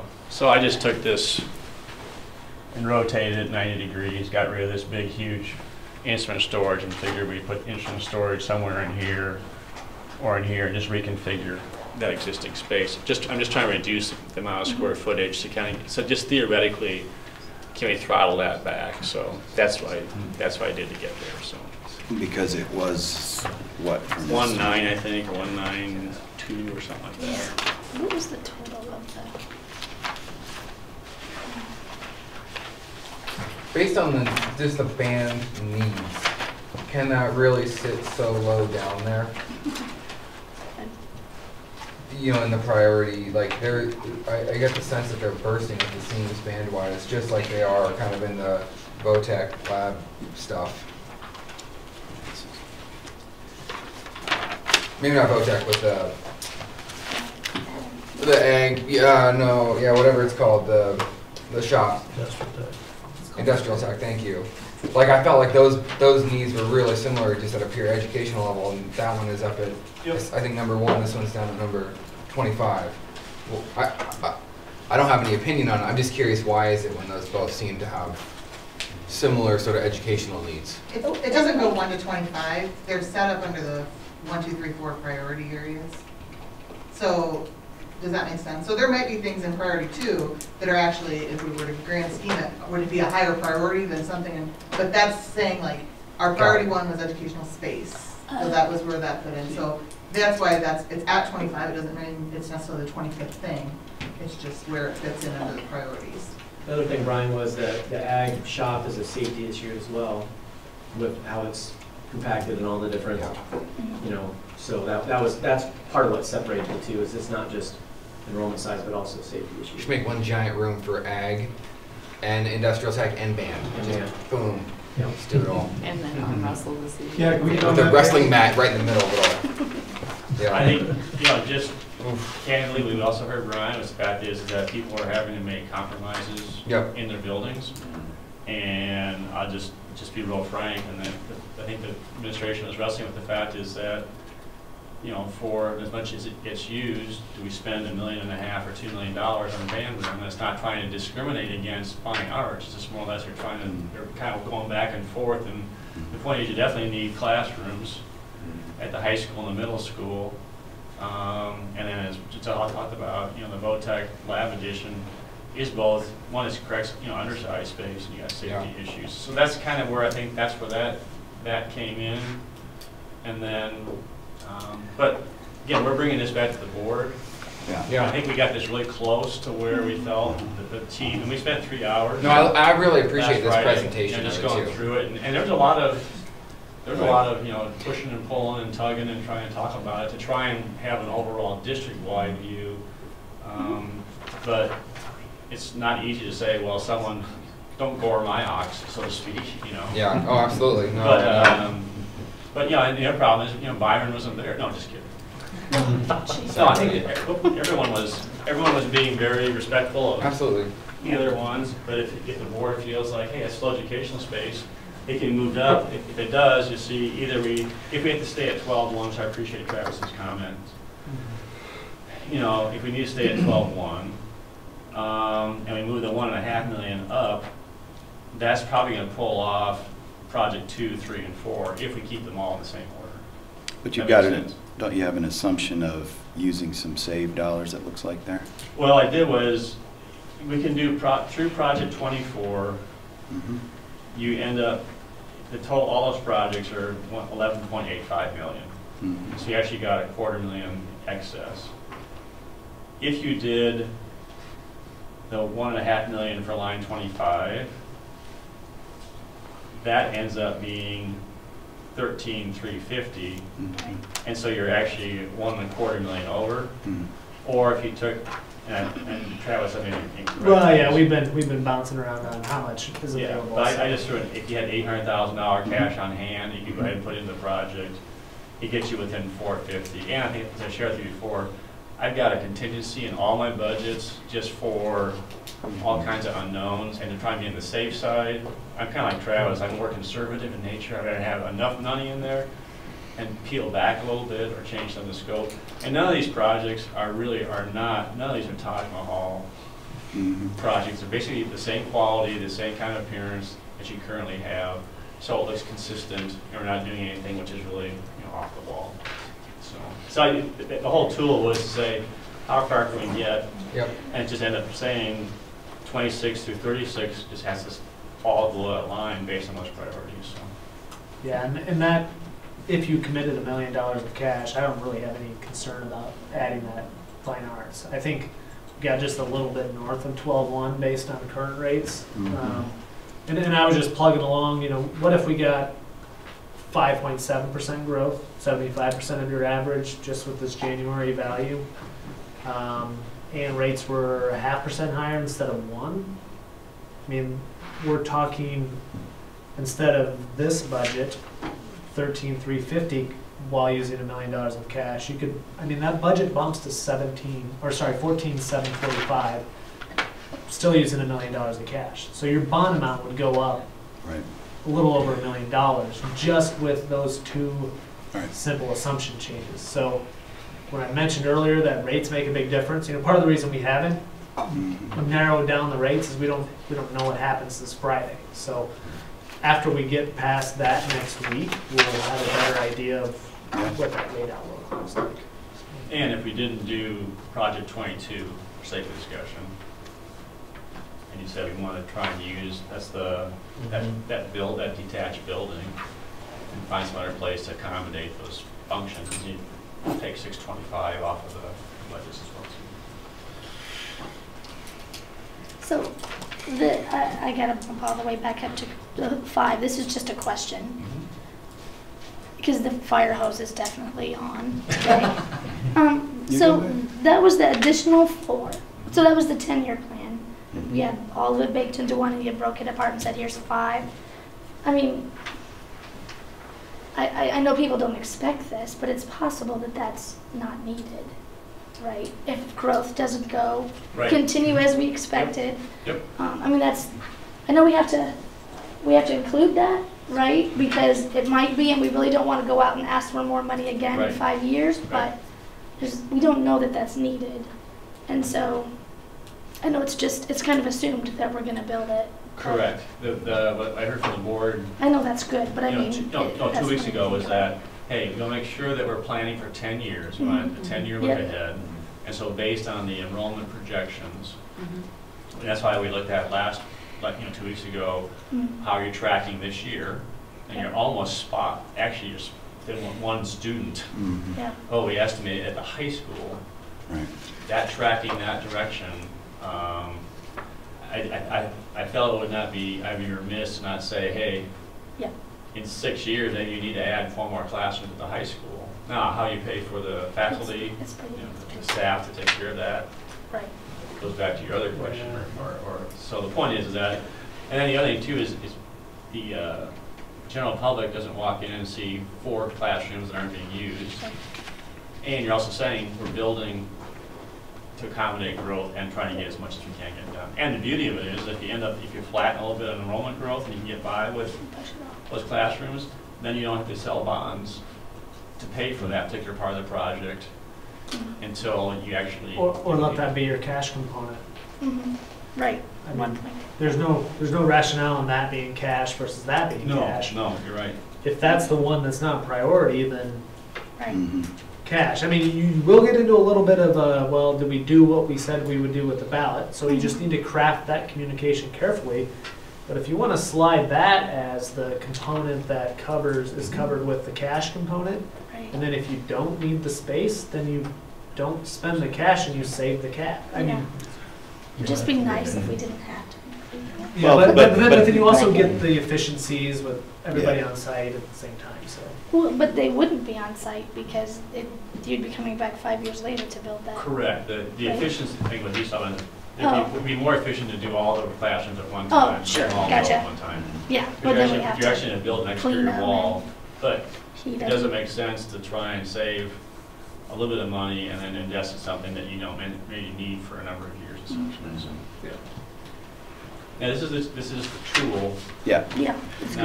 not to say you got to do this or it doesn't work. Yeah, So, no, I think it's good. Well, I want to reiterate that I really appreciate all the work that's gone into it. I mean, I think there's been a tremendous amount of work, not just in the last couple of weeks by the administrative team, but the last year and a half, 2 years, right? The thing that, for me, the one thing that I want to make sure that we take into consideration is, are we planning out far enough? And so to your point on the 10-year, and so as we look at this, it may not be the case, but I've been looking at it as this is our one best shot at doing these kinds of projects, because the next time we do something, we're going to be building a new elementary Right. school, Correct. right? And so I think you've done a great job with the list. The things that we need to be considering are we really doing it the right way? One of them does go back to the fine arts, to me, and the band room. And I know that we had the conversations with Byron and those individual meetings. Vic's nodding his head, but and I again, I don't want to sound like, well, I don't appreciate that you guys did all of that work for 3 hours, and this was one of the compromises that you came up with, but I just want to make sure we don't compromise something like that. We're not going to be able to do again, right? The 4 years of class, or the 4 classrooms, well, we can build that when we need it, and I think that's a great plan. Don't build it now, build it when we need it. But if we expand the band room and we put our money into that and we say, wish we would have done that storage, or that's not really big enough, and 5 years from now we're talking about the same thing we are today, which is we don't have enough space. That's what I think we all want to avoid. So I think the list is great. As Travis is continuing to play with the numbers, I mean, that's been the question all along, is, well, what's the number? But let's just make sure, I just encourage everybody, let's make sure we don't short ourselves on any of these projects that would be a pretty final decision on that effort. We did talk, and I think Byron participated in the conversation about what size or how big. Mm-hmm. I think actually Kim and Tyler, we were sitting here in this room and we were talking about that. He made it pretty clear, I think it was here, I forget anyway, that if you get much bigger than 125 band members, you're actually going to have to hire another faculty member in order to handle all of that. And so the idea of building a band room to accommodate 200 is not really in the cards. You'll have to build another band room, but for another room to accommodate future, fine arts, could be potentially our teacher. Yeah. My point wasn't that, the 125 was the number he came up with, but it sounds like with this, we're compromising some storage space, which then is going to come out of what would be functional teaching space or practice rooms. And I'm just throwing that out. That you're questioning, do we trim off the 400,000 and basically cut our nose off the fire? I don't know. I'm not. Yeah. So again, I appreciate the conversations you had, but I hope that we don't compromise ourselves to a non-functional addition. Tyler's got a good question though. John, can you tell us, when we talked about what the original size of the Fine Arts Edition was, and now this has been cut back a little bit, what would that handle as far as students in there? And again, I don't want to change the classroom size, you just took out the storage. So the classroom size will still be the same as the storage area. But the point is well taken. I mean, you don't want to be careful here, so. Okay. Well, it's true, every client I work with, storage is always the first thing they go. Yeah. It is, I mean, and you always regret it in the end, because if one ends up getting cut in other areas, but, so, to that point is, again, we were trying to get as much as we could done within the budget constraints and looking for different creative ways. We also have a number of what it costs to do the other one, so we can still revert back to that as well, too. I have a weird question as well. I mean, I don't know enough about band, but we're talking a lot about band, but this is used for 1 or 2 periods a day where we actually fill to capacity. Is it possible to use that for the other 4 or 5 periods, however many periods y'all have?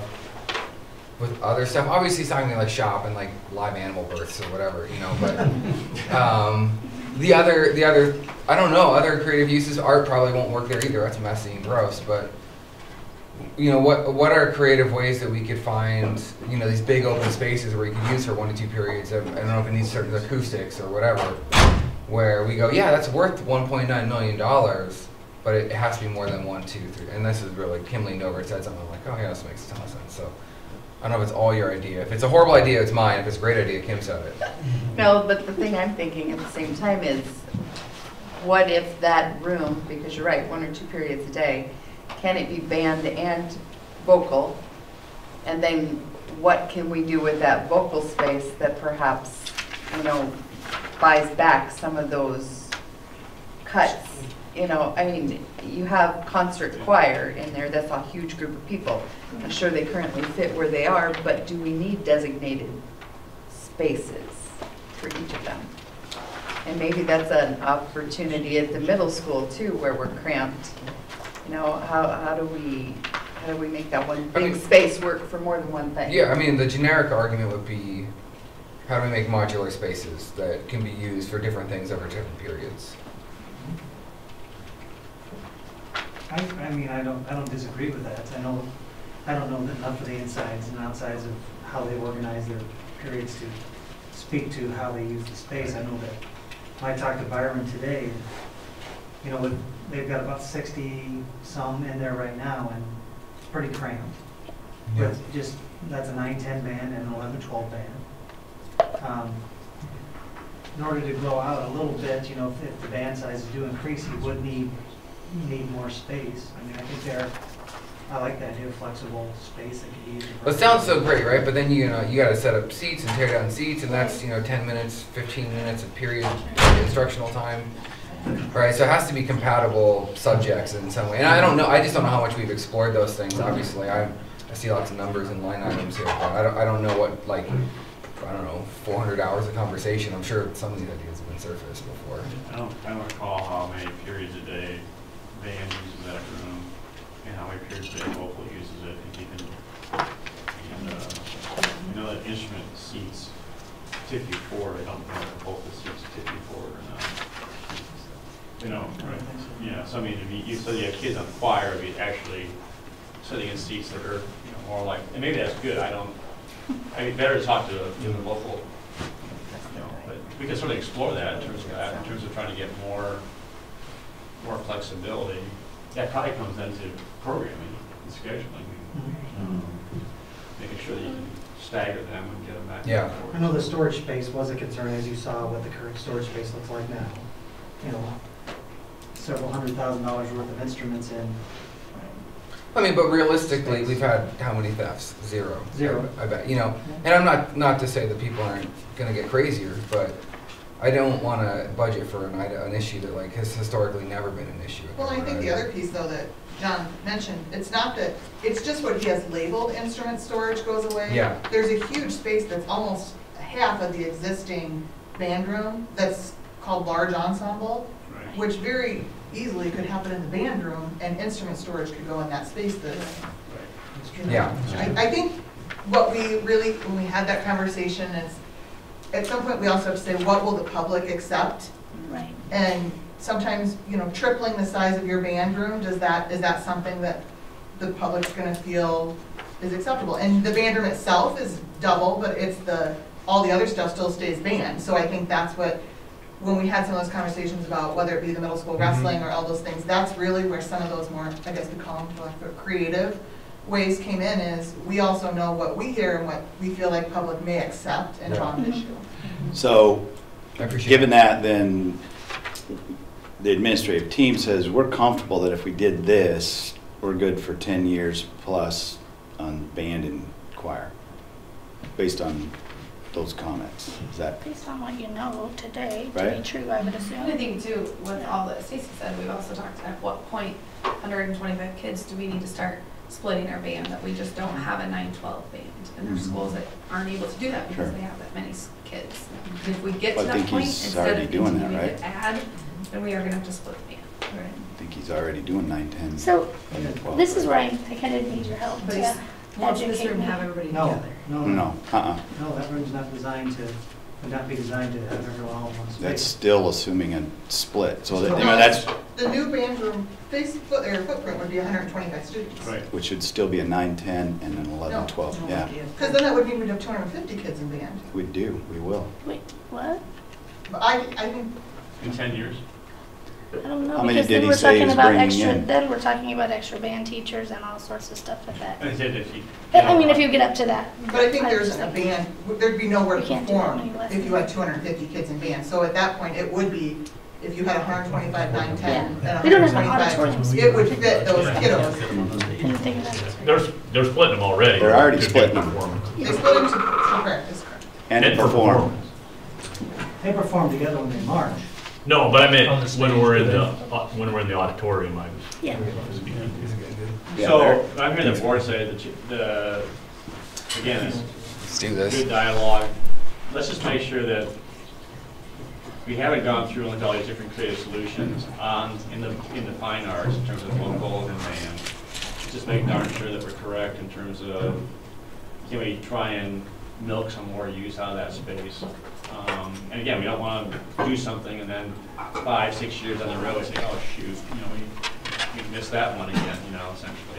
We're really, and looking for ways to be as efficient as we can economically and space-wise as well, too. So that's my takeaway from the conversation. And this is, Yep.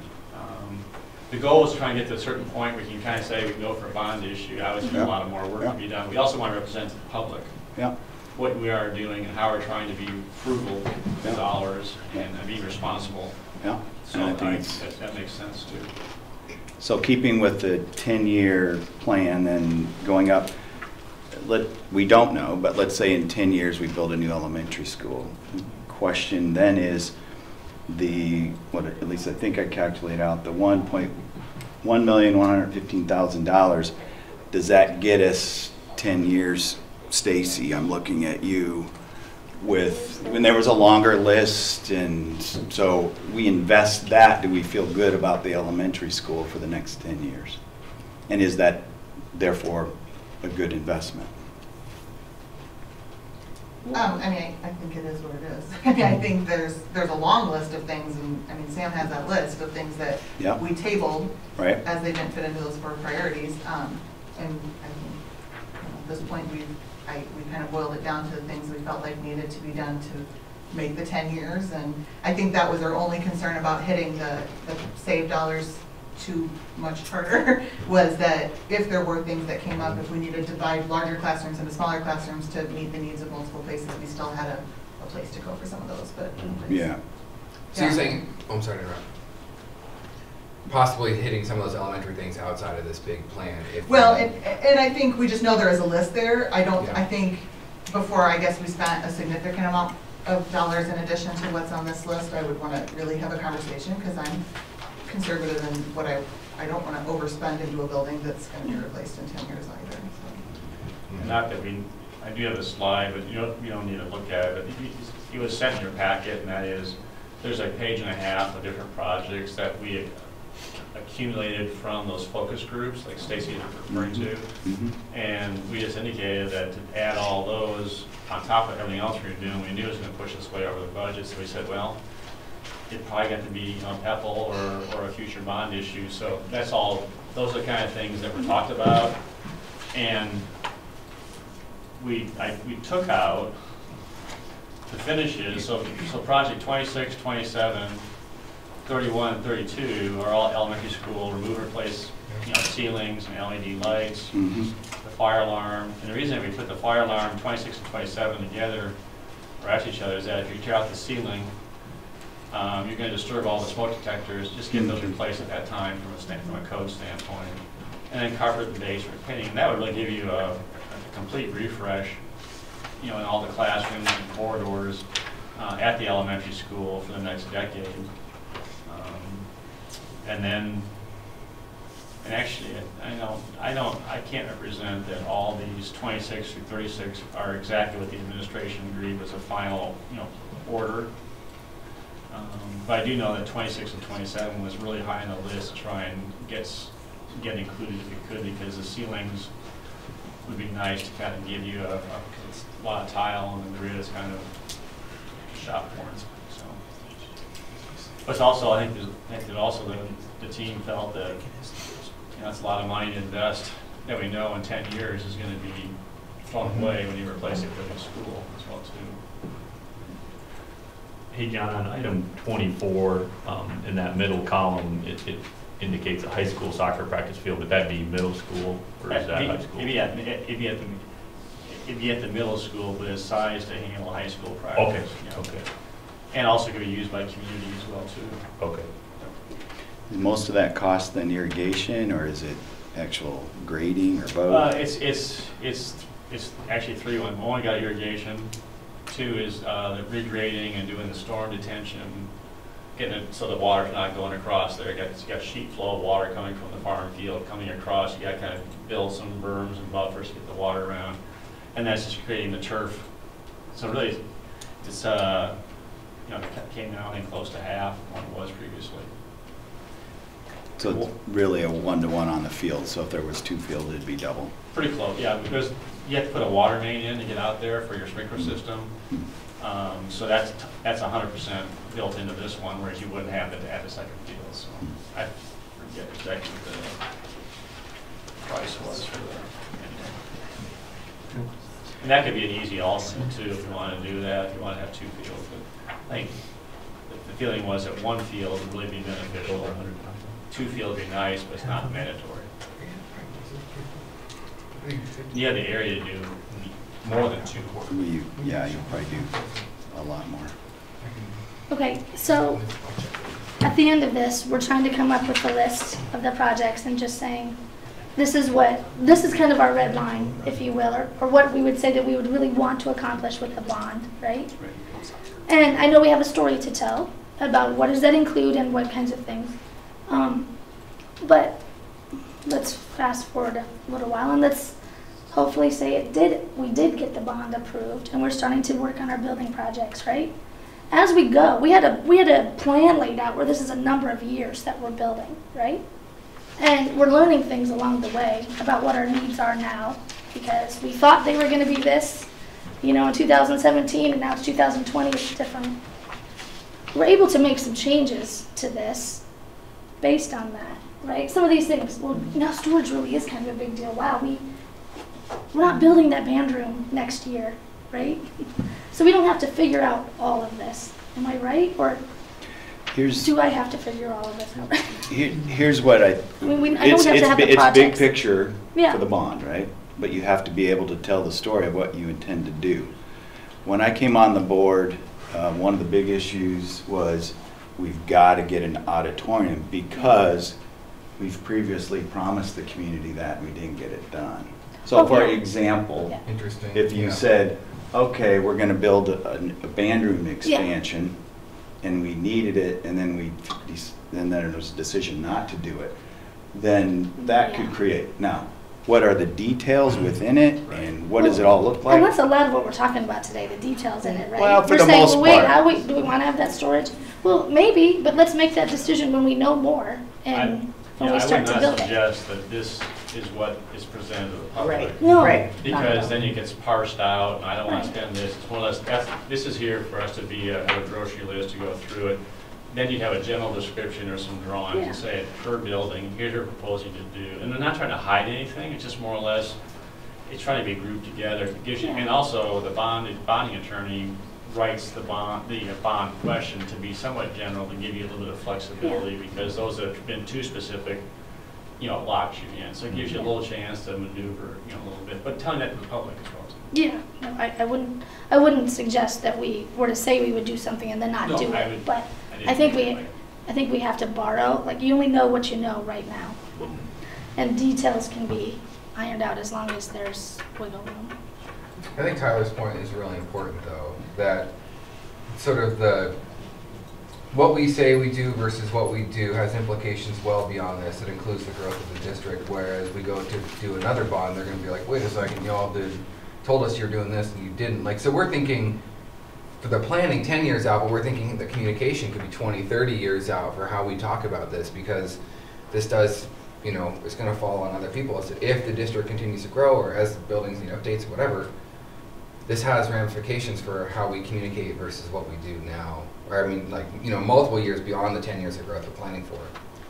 Right, I mean, but I think what you're I get saying that, and I simply don't get is that. the fact that we'll cover all of this, but yet we don't have the plans.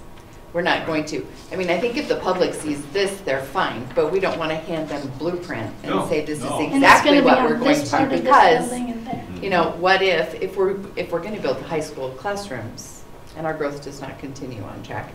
Perhaps we build the 4, but we don't build the other 4.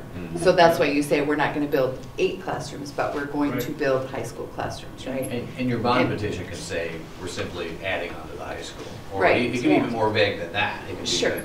improvements to the high school. And So then you the can- point is not to deceive, but yet to be able to be flexible based on growth within the building timeframe, right? And to be fiscally responsible Yeah. with Right. that is Right. what I'm suggesting is that you're able to pivot because now you know more, you know less. Let's not buy into something that we said 5 years ago just because we made a mistake and promised. what we- Most of these are, at least how it looks like it's been laid out, most of these are in the next couple of years with the exception of the 4 classrooms at the high school. So they're not that far out. I would agree. I think that projects 1 through 4 and 6 through 20 are really needed now. Yeah. Right. Certainly 21 and 23 would be very, very beneficial now as well too. And then we could talk about 25, which is the fine arts edition, and also so the 2 that kind of come to the top is like, well, could you delay them would be 5, which is additional 4 classrooms, which I think I would certainly recommend doing that because it gives you, $1.3 million that you can postpone. And then what are we going to do with the middle school wrestling PE facility, and then the fine arts? So, because you did ask me to kind of go through it and give you a scenario of how you do it step by step. We didn't get to it last time, but there's just a handout that they gave you or presented. I think everyone's got it. It's this one here. There's 3 pages. You had asked to kind of lay out what would be the next steps, and then the last 2 pages were timing slides. And actually, I did not rearrange these at all from what we did previously, but just shows, what projects could you potentially delay to 2020. But again, this is all part of the conversation, and then we continue to work with the district to kind of talk about where can you go ahead and find these, break points. Where do you feel comfortable with as well too. And Travis, how long is, if the district passed, let's say, a $12 million bond issue, how long is that good for that they could actually sell bonds for? Is there a 5-year limit? There hasn't really been any legal precedent on that up to now. Certainly, I mean, you can't get through spending all the dollars and not have done all the projects. So to kind of come to your question, you've got to touch everything you say on the ballot with the bond dollars. But there's not really a hard and fast deadline. I think the hard and fast deadlines will come on once you've borrowed the money. Right. Have you spent You can't borrow the money, you put it in a savings account and not do it until you're going to do it. Right. So, because I haven't been through this lots of project process, I sat through the high school project. But if we were, let's move forward and say that the referendum, that it passes. And we have as bids come in, if we're fortunate enough to have a good bidding environment, Like you did last time, yeah. right, there's no reason why we couldn't move from option one, which would be, say, doing practice fields for baseball. We have extra money. Yep. There's plenty sitting in there, so we can always go further than we're anticipating, right? As long as we touch what we've said we've done, there's nothing stopping us from going bigger as long as we are within our I would defer to financial Travis on that. restraints. That's a Travis and a bonding attorney question. Yeah, for the most part, you're gonna be okay. If you get into something that, well, that's not really what you said you were gonna do with the money. I think when you start talking about 10-year capital plans and other things on our list, it's helpful to have that because, you know, that, hey, we've at least talked about it. You know, we're talking about, you know, as dollars become available, this might be something we look to add. You know, this might be an alternate. We don't have the dollars available right now, and we don't want to commit them today because we want to make sure we plan for future growth. But, you know, if we get a great bidding environment, yeah, we'd love to enhance this project. So if the bond itself covers everything that's on this list, no matter its priority, No. Well, I know Yeah. we wouldn't spell it out, 1 through 30, whatever, but if it says, The only one that causes me the heartburn is 35, because I think that sounds like a different project description. okay. So, Well, the other things though are like extensions yes, of correct. something that we're Renovations, planning you could to find do that up under a here. broad umbrella scope Right. swipe. Okay, That's when I was looking through that, I was like, well, that wouldn't really require a new description over these things. And then I got down to 35, and maybe even 36 a little bit, you know, because some of the outdoor facility stuff, like, you didn't really hit, you did athletic complex improvements, is that broad enough? I think your attorney's gonna say, okay. I think when you start talking indoor, that looks completely different, because is it a gymnasium? What is the description? It's no longer athletic complex. and that would be my biggest concern is that up here we have listed middle school wrestling indoor practice, but if in a great bidding environment, you know, maybe we can afford this multi-purpose room with the vestibule. How do we move forward? They tackle the same thing. I don't think that necessarily requires something different. Okay, It's part okay. of the scope of that Okay. building. It's maybe bigger. That's why you don't talk about square footage and number of classrooms. Sure, okay. It fits under that general purview of improvements to whatever school it is. So improvements and or additions and renovations, that anything, there's lots of stuff that can slide into that. Yeah. That would accommodate And that. maybe you're okay on the indoor practice facility, but that's a little gray area. I think you want your attorney to weigh in on. Tim, I had a question for you on if we were to put in the practice fields for baseball and softball, and I see here that we want to put in 8-foot fences on the old one and a warning track, would it make more sense to put that on the new, what's the timing for having that on the middle school field versus if we built the practice fields and say, hey, instead of revamping the middle school fields, let's play another couple seasons what they are, let's put the 8-foot fence on the practice field, let's put the warning track on the practice field that will soon become the stadium. Instead of concentrating on fixing up the middle school field, we say let's put all resources to finishing off the high school field. What do you think of that? Well, and that makes sense in what you're saying, but the question becomes, how long, are we talking 1 year, 2 year? Because it's a safety concern right now, the fences. Or are we talking a 5-year outlook where we're gonna be at the middle school fields for an additional 5 years? I think that'd be good to nail down, because I'd like to see a plan that got the softball and baseball fields done, you know, in some reasonable fashion that we could feel like, hey, we could put a plan together to get those done. But doesn't that go back to kind of Kim's point and question, which is, well, as you wade into these, well, what are our resources? Right?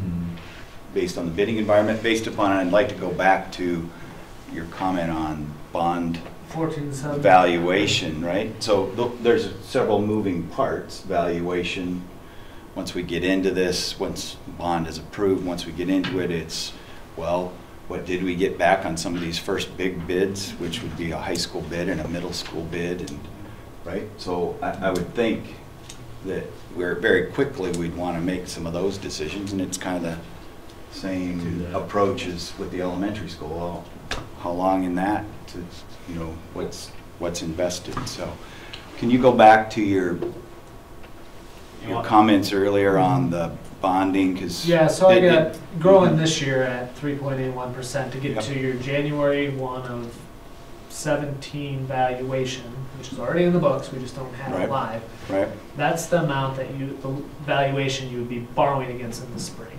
Yeah. You have an interest rate environment that is unpredictable right now. Yeah. We're using rates that would, you know, average a little over 4% on just based on your debt structure. And you know, today that might be closer to 3.25. You know, if we plug the rate at 350 and then went to 5.7% growth, we're talking 14.74 million instead of 13,350. Now I'm counting the cash. Your referendum would be about 13.6 plus $1 million cash. Plus $1 million. So you'd be right at 14.7 total. So 13.6 on the referendum-ish and $1 million or so on the cash. So if you say that through this process, again, we appreciate all the detail we've gone into. Now we need to actually back up and say, these are big picture projects. Right. This is what we're going for. Yeah. I would put another tier. With how would you spend the next $1 million? Yep. And then before it goes to a bond, which I think we're talking April now, then we would know whether we're at 12.1, we're at 13.6, what we're... Yeah, we're going to have to make that decision on what you put on the ballot January-ish. And that's where we have to use a reasonable assumption to come out with an amount of debt that you can issue over the life of the projects. Now, reasonable might be, well, I'm just going to use current assumptions and our historical growth rate for another year, because we could actually split this up over 2 years and use current rates. Now, I would say, I'm not real comfortable with that, but I can show the attorney on paper that given those scenarios, this is a reasonable assumption. We could put, you know, 14 million on the ballot. Just don't plan. On the day, yeah, exactly. On the day you sell the bonds, though, if rates have gone up 1% and valuations went down, then you issue 12.5, and you have to wait another year to do the projects, which really doesn't cause me a ton of concern because you're paying off $2 million of debt a year, so you could issue the next year. The problem is that, well, okay, we're hoping on growth, banking on this. We issued debt a little bit longer than we thought we were going to. Now you just started cannibalizing the next project. Right. So that's the concern about letting this get snowballed too out of hand and not going to that 21st year right away. But I think, you know, loosening up the reins on these assumptions, especially as we get into January, we'll know what the Fed does here in the next week or so on their kind of next planned rate hike. They'll probably set a good course for saying, well, I think rates are going to hold steady. Now, the thing I'm going to say is that you're not going to need $10 million to spend for quite a while. That's not going to mean that you're not going to want to go out as soon as I can actually lock in these $10 million and take that risk off the table. So that's probably the spring you're thinking, I don't need that money, but the risk that your rates go up is a lot more costly than the fact that you're going to have that money sitting there for 6 months, not earning as much interest as you would like, unless you have a banker on the board who wants to give you a bunch of money through his bank. So those things help a lot. What do you think's holding those 19 callable bonds? No. So anyway, you know, there are some things that we can tighten this up. We're fine with turning those loose. I just think getting to this point had to have been priority one. And now you can start sliding. You know, think about that next $1 million. What would be that priority? The other factor that affects bids is when do you bid a project? If we're trying to hit a occupancy at the high school for September 1 or August 15th, 2019, you almost got to bid these projects and get them going in the fall of 18. The disadvantage is I don't like bidding projects with my clients in the fall because you usually are not getting as good of bids because people are filled up or they got a pretty good year going, they're not quite as hungry, or there's not much competition because people are just kind of working and getting Yep. things going. Yeah. The sweet spot is typically bidding it in December or January, no later than February, because then they're saying, okay, what am I going to do for next year? They want us looking at it. But it will affect the completion date, but I'm kind of scotch with my client's money. If I can get more out of the deal, so to the point of maybe come in less. So we can talk about that more as you go forward, but it has a timing implication in terms of occupancy Sure. and use. But anyway, with that said, there's some additional conversation in the future on that too. So what do we see as next steps? I mean, you've Okay, got so that back slide, then, right? So there's a slide here, Gail, for that. It's like on a page or two of that. So we're October 30th. We had our meeting. So, and again, this is just suggestions. We can alter this, but at the meeting on the 13th of November, you can formally accept the report and then the projects you want to put into a bond issue. Then the patrons need to request a special election, and your district's attorney would help you, get the petition formalized, tell you how many signatures you have to have. They go ahead and collect those. Then that goes to John, it's my understanding, and he puts it on the agenda, or has put on the agenda. And then you accept the petition and set the date for the special election in December. And then we talked about January, February, and March as being time where we have public inputs, where we have public educational sessions and talking about sort of more than adequate time to inform the public. And this year, the April bond issue is very, very early, April 3rd. So then, what we like is seeing if you can have, in January and February, we've had cases where we had a special, forum gets canceled because of a blizzard for sake of discussion, and you got some alternative days, so it gives you a little bit of flex time. Just so, because this is going to be, as we talked to you before, this is going to be a challenging bond issue because you have so much going on in different buildings. It's harder for people to get their minds wrapped around it versus doing a brand new elementary or a brand new high school. And the other thing is that one of the questions that I think Tyler asked previously is what can we get done next summer? And so the option would be, I had, can you go to 16th?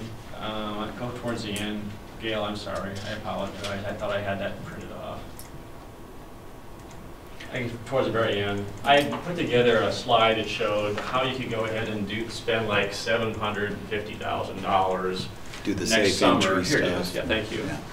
Is that we could, you could just, the safe entry and the ventilation system can be done next summer if you want to. Safe entry here, and then the classroom innovation. And so that would be $725,000. The whole thought is that you could use cash on hand and tell the public if the bond issue doesn't pass, we're still doing this because it's important, and we're going to use cash on hand to do it, and it's not presuming upon the public that you're going to pass it, we're just going to start spending it right away.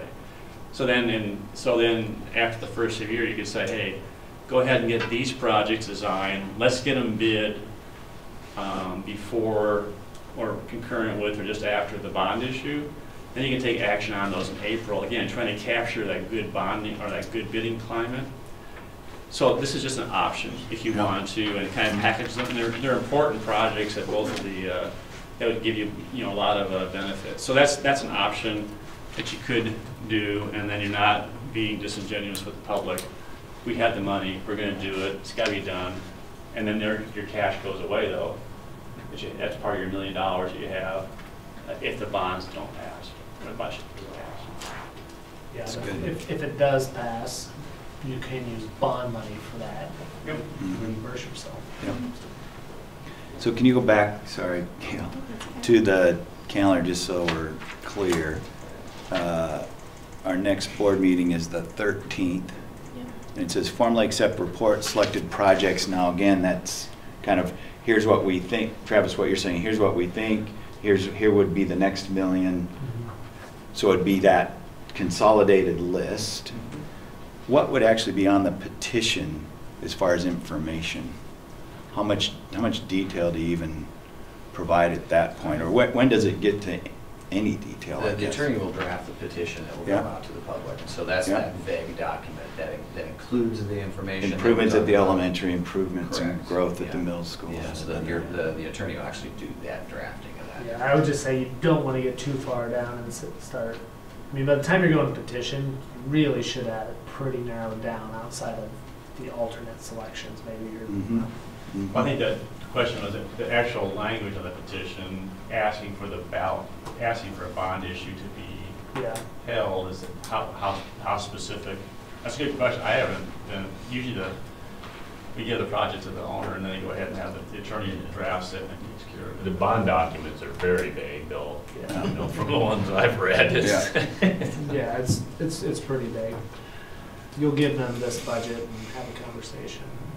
Don't- But you're saying even to get the vague thing, we should have a really good handle on what we are gonna do Yeah, prior to. I think we got it. yeah, because once you've Right. done. It can't be vague You know, enough. once you've consolidated, like, you can't change it. Like, you can't change the amount, you can't change the project description. So, you know, that's an accelerated, pretty fast timeline. It allows you to get 3 full months of conversation. The thing you won't have with this timeline is knowing that next year's valuation. Because that won't be available until like 1st of January. I think you can press the county assessor to see if they have much information. We can probably back into something that's pretty close. So we can work on that. But I think if we have those alternatives appropriately identified, I think we can adjust to that pretty well. Here's another option, that 3 months may be more than adequate to do all your education. If you want to, I'm not trying to put things off, but if you wanted to let things slide and say you want to have by the December 6th meeting or December 13th meeting, all the projects finalized, it gives you just a month and a half to kind of do additional conversation. And then for the January meetings, when you actually set the bond issue date, that still gives you 2.5 months to do your education. I just don't know how much you feel comfortable with. We're not going to spend 2.5 months or 3 months of doing all these forums. It's going to probably be within 6 weeks to 8 weeks of the bond issue because people aren't going to necessarily show up. Well, But again, we're not- December's going to be kind of a, Crazy month anyway. But we're not going down to, here's the blueprints that we're No. gonna build off of, But we right? do need to pick that borrowing amount. That's the. The borrowing amount, Yeah. which is gonna be an estimate based upon what projects Right. we think. It's the bigger things like wrestling with the band Wrestling. room, right? And the middle school, I mean, just, okay, what is the solution that works best for a 10-year period? But those are gonna be big picture kind of Right. things, right? I would see you collapsing projects 6 through 20 into a very general description. Mechanical, electrical improvements at the middle school, at the elementary school and intermediate school, Right. and some general improvements to athletic complex, or a couple of pieces. All of a sudden, you take this list, and it's basically a very small, so Right. it's a bigger, some classroom additions to the high school. Right. Travis, in your opinion, how important is that valuation, that we know that? I don't know how important it is, but it's one more unknown, one more thing we're estimating that if the estimate's off, then we gotta pivot on the budget. So, I mean, we can always go high and back off. That's But- what I would do. But the only downside is, you know, let's say over that course of time, we get a lower valuation growth and rates start to rise, and we're like, we put 14-some million on the ballot, but you can only issue 13, then, I mean, it's just, we're gonna issue what we can. This was the max we calculated Right, in December, That's, and. that's what a bond does, or a referendum does, this is their max. Right, Right. correct. Right. Yeah, that's how you spend it. This is the most we're gonna be able to borrow. And you can't go over the 405 anyway. Right. So if you say he asked for 16 and you can only get 13, it's only what you can go up to the 405. There's not this risk of someone getting 430 or 450. That's right. Correct. So I heard a lot about like the timing of communications and bond stuff. Like what's the communication on like distilling down this list though, or ordering this list in a different way for the more specific stuff for us? Well, I'd propose that we try and stay on the November 13th, you know, have public comment, you know, for our November board meeting to let people weigh in. and, you know, have, you know, kind of be prepared to make a motion and say, here's the ones that we want to make sure happen, and here's the alternatives, and figure that up to 14 million. You think that's a good number, Travis, to work to 14 million or 15 million? What number should we have a spending plan available for? Total, So are you comfortable on the assumption that 75% of, or 5.7% valuation growth for 1 year here, and then rates that are 0.5% higher than now? I Or would- split the difference? Sure, I think that's all right. I mean, it's ballpark, and we Yeah, I understand mean, that our I think alternatives your are gonna bond be the amount's ones about that go. 13,750 is the bond amount that I can calculate right here. Okay. And so you throw the million in cash on there, you're at 14,750. Yeah, less cost of issuance. would be Yeah, the only- okay. The only So thing you'd have. 14.5 million. Yeah. So if we work up something at about 14.5 million, and then we'll have alternatives for 2.5 million, right? We wanna say 12's worst case scenario, so then we need to build the alternative for 2.5 million on top of the 12.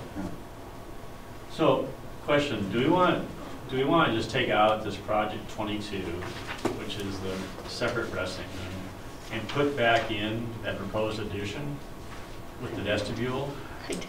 I think so. For planning, and then also fine arts, take it back up to what we had initially. Because if we're at 14, it's that adding those two back in adds about 1.2 million to That, yeah. So that puts you at 14.5 essentially.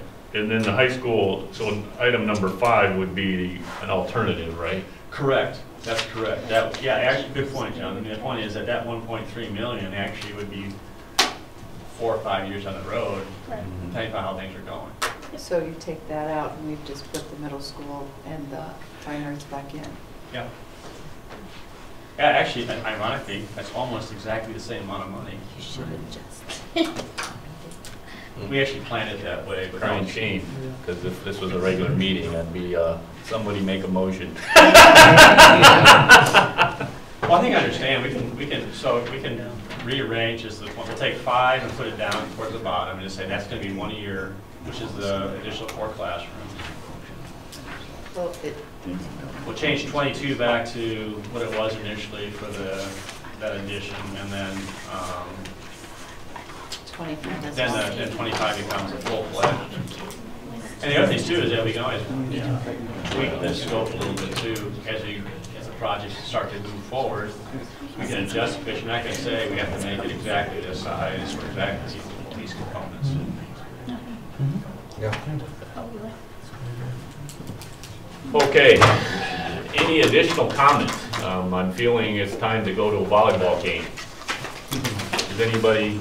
I just have a quick question, and does it make any sense to go out and, as we're trying to put this in place, survey the public on their initial support?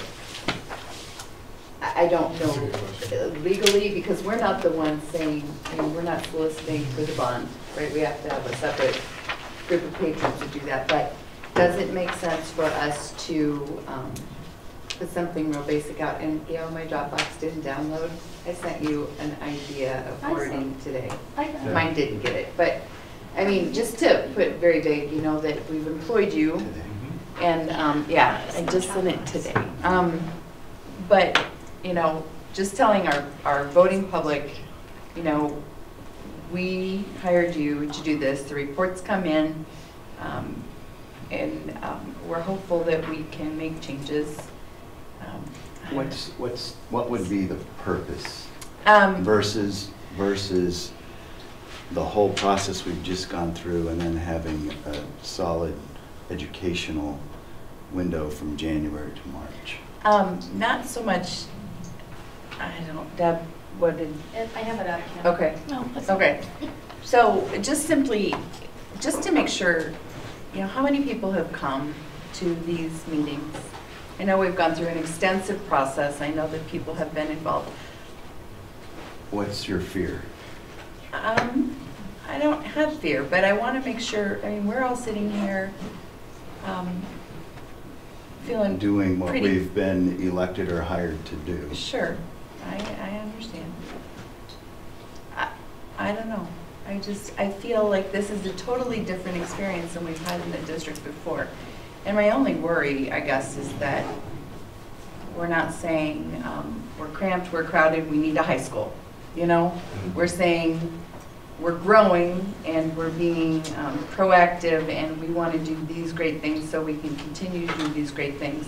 But it's 25 projects and It'll be consolidated down to about 6 or 7. Yeah. So anyway, John, you've been involved in how many facility projects? Yeah, lots, but How much work do you typically do before you? Not this much. John, as far as the due diligence goes, do you feel pretty good about the due diligence we've done as a district, as administrators and board? Yeah, I mean, where we're at today in terms of where we're normally at, we've gone way deeper, a lot deeper dive, you know, but we've done it because we know that we had tight budgets. We know we had a lot of things to try and get our arms wrapped around, so that we wanted you to have all the data to understand where it's coming from versus just being more general in nature. So yeah, this is, again, it's not very often that we do a bond issue for this size with this many projects. That's the challenge. I wish I could sit here and advise you saying, oh, we did it 6, 7 times, there's no problem. I think, say, Dell, we did one where we had a little bit, but this is hard to get your mind wrapped around. But on the flip side, I agree with Tyler. I think we can probably compress a lot of this to be more general in description. So I don't mean to be defensive, No, Kim, no, no, but I'm thinking back 3 years ago when we were getting slammed by people going, are you guys planning? Are you guys ready for all of these housing districts? What are you doing for all these developments, right? Yeah. And so 2 years ago, we started this process. We've been working through it for 2 years. And I don't mean to simplify it, but it's growth. It's a really simple message, I think. It's growth. And from my standpoint, as a board member, I've felt the pressure of we better get planning and we better get going. And I felt that for a number of years. Because those high school students are going to be there in 2019 and we need to be ready. Yeah, they're already in Mike's building and they're going to be heading to Vic's. I mean, the other advice we often hear is sometimes you don't necessarily want to ask a question that you're not prepared for the answer. And I think it maybe just positions yourself as not being maybe as strong on your plan. I think you will have a good amount of time to make this. Now, the only time we've ever really seen this is maybe like an initial draw and like, here's what we're thinking. So they might have what we call kind of a pre-bond referendum forum. If your district, I just question the participation rate. If people would actually show up if they're not already got 4 or 5 different activities to go to. We already did 3 of them this spring. I don't, you know, Tyler, you said, what are you afraid of? I'm not afraid of paying for a bond and having it fail. I mean, the cost of it. I'm afraid of not passing this because we really need this space. You know, and that's the thing that I think if I was afraid of losing that money that it costs to go get the bond, I think it does kind of send a message like it's optional. What do you think? Hey, what do you guys think if we grow now? Or what do you think if we build? But I'm afraid if it doesn't pass, how do we accommodate these kids? You have to wait, by law, you have to wait at least 6 months before you go To back do it and ask again. for a second go around. You can't just go back, 2 months, 3 months later too. So. I mean, I see your point, but I mean, There's just, you know, people, it's an unfortunate time because all of our assessments just went up and people are really in panic mode about their taxes. No matter how much we reassure them that, you know, this doesn't change the tax rate or even the amount, you know, with the 405. But so the story's important, right? And the message is important. And that's what I think we need to be prepared for. Yeah, and I mean, you're going to have one more shot. You have a meeting coming up on November 13th. If you know, do some extra, put something in the student newsletter or whatever, that, hey, we had a board meeting, we're seeking to kind of finalize this project list, and I think you give people a chance to weigh in. You're gonna have people who complain and don't like whatever you're doing, no matter what you pick, when you get to January. Right. So ultimately, I think, building a consistent message and releasing information at the same time is also very important. Because if you starting to get information in here, and then that becomes coffee shop talk, what do you think of this? It's like, you want to have a nice, clear message of what we're doing.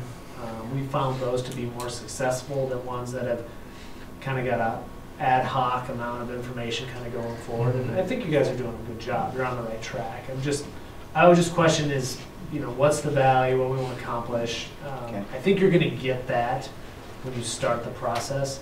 And I don't think any feedback you're going to get there is probably going to change the work that you've done. Right. Other than maybe start to look at, well, these things that are off our priority list did one bump higher, and that might flesh itself out in a public information meeting. So Right. I wouldn't be afraid of that part coming up, and I think you just have to be ready on, well, here's how we're answering this, here's what we want to do, these are the priorities we have right now, and there's going to be a facilities committee involved and kind of helping with some of these last things, and if you want to be a part of that, then great.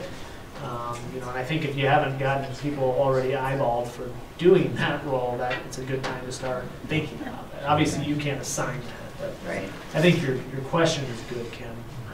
And we've seen it handled in other districts, and I think just the history with your district, I think clear and concise and a strong message is going to serve you guys well. Okay. So, Yeah.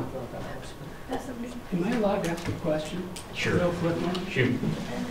If you proceed with what you have planned with baseball, have you discussed when it will be converted from practice into a real field, or is that just out there someday?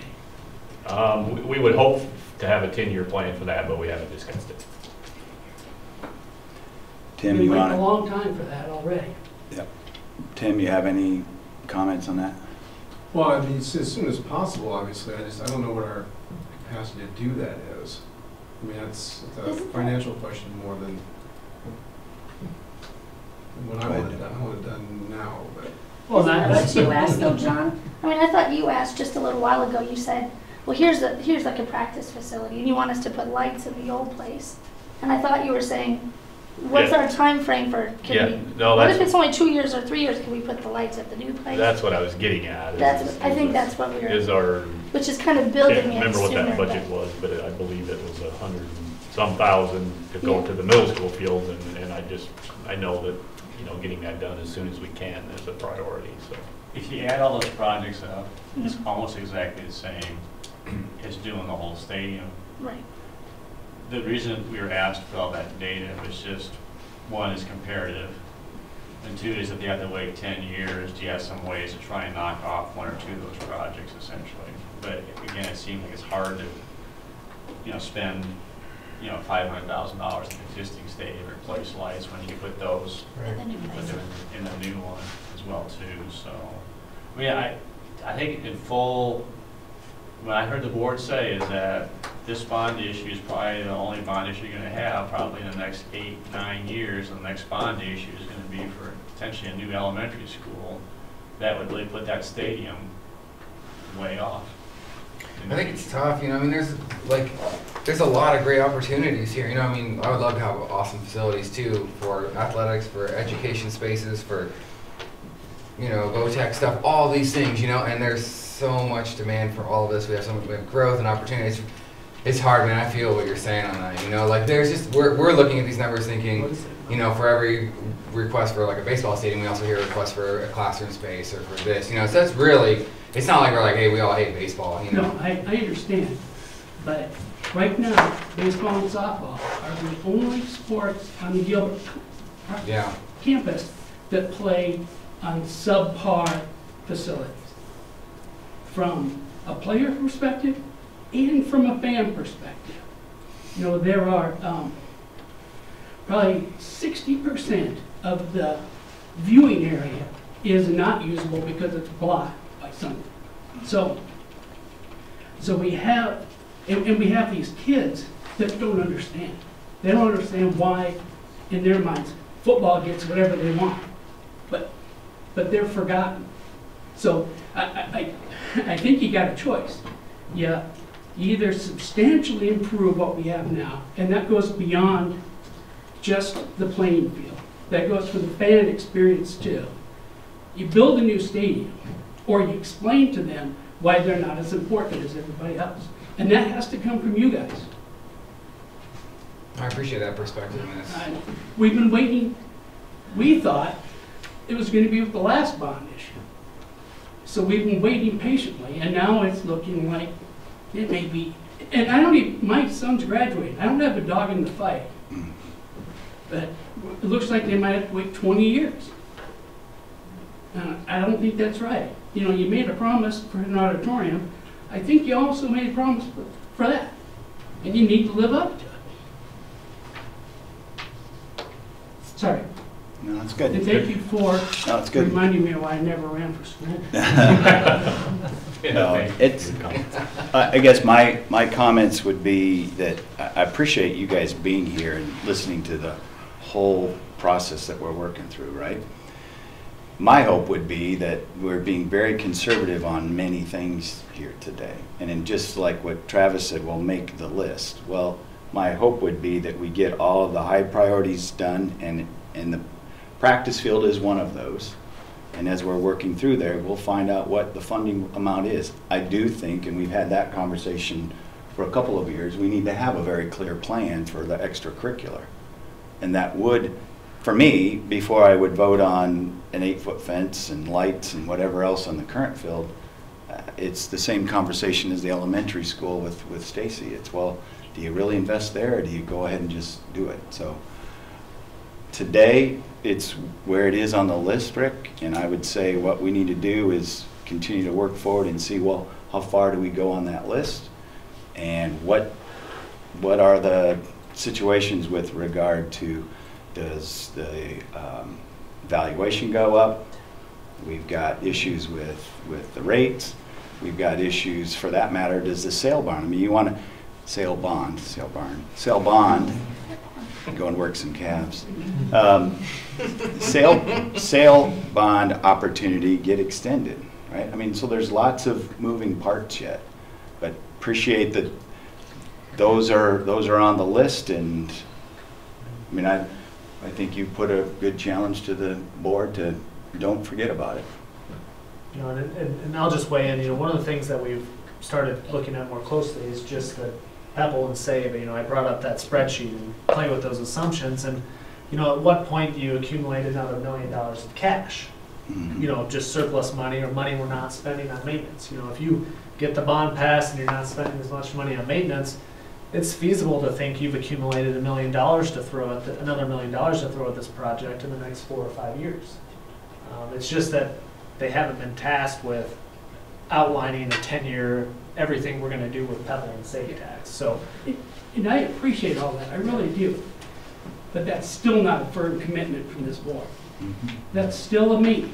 Right. Possibly if we can. It's not a commitment from the board. And I think they deserve that.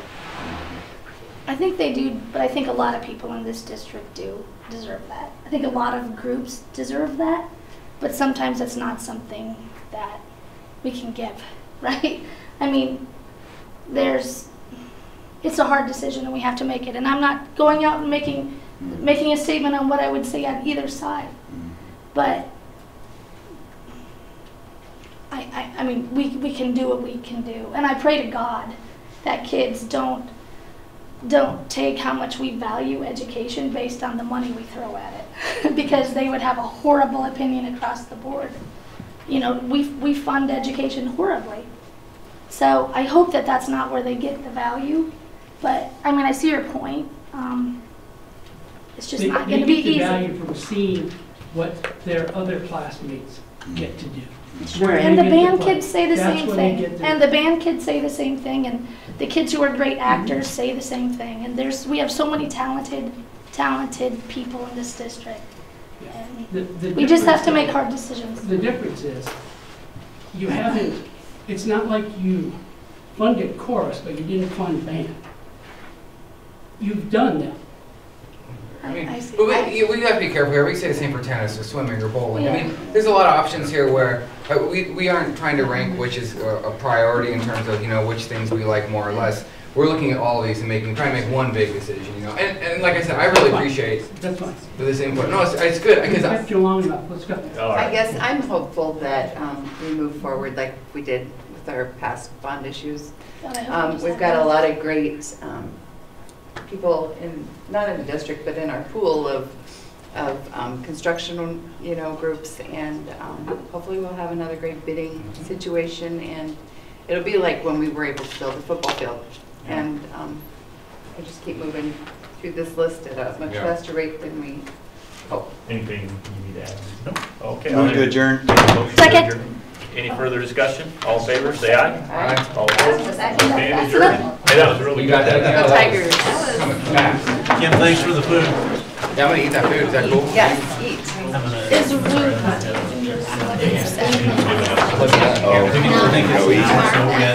Yeah, a little. Thanks for the input. I will check my email. That's what family relations go real quick. What's that? So what the family relationship goes. I'm just gonna turn this off. Okay. So either I must go to my school.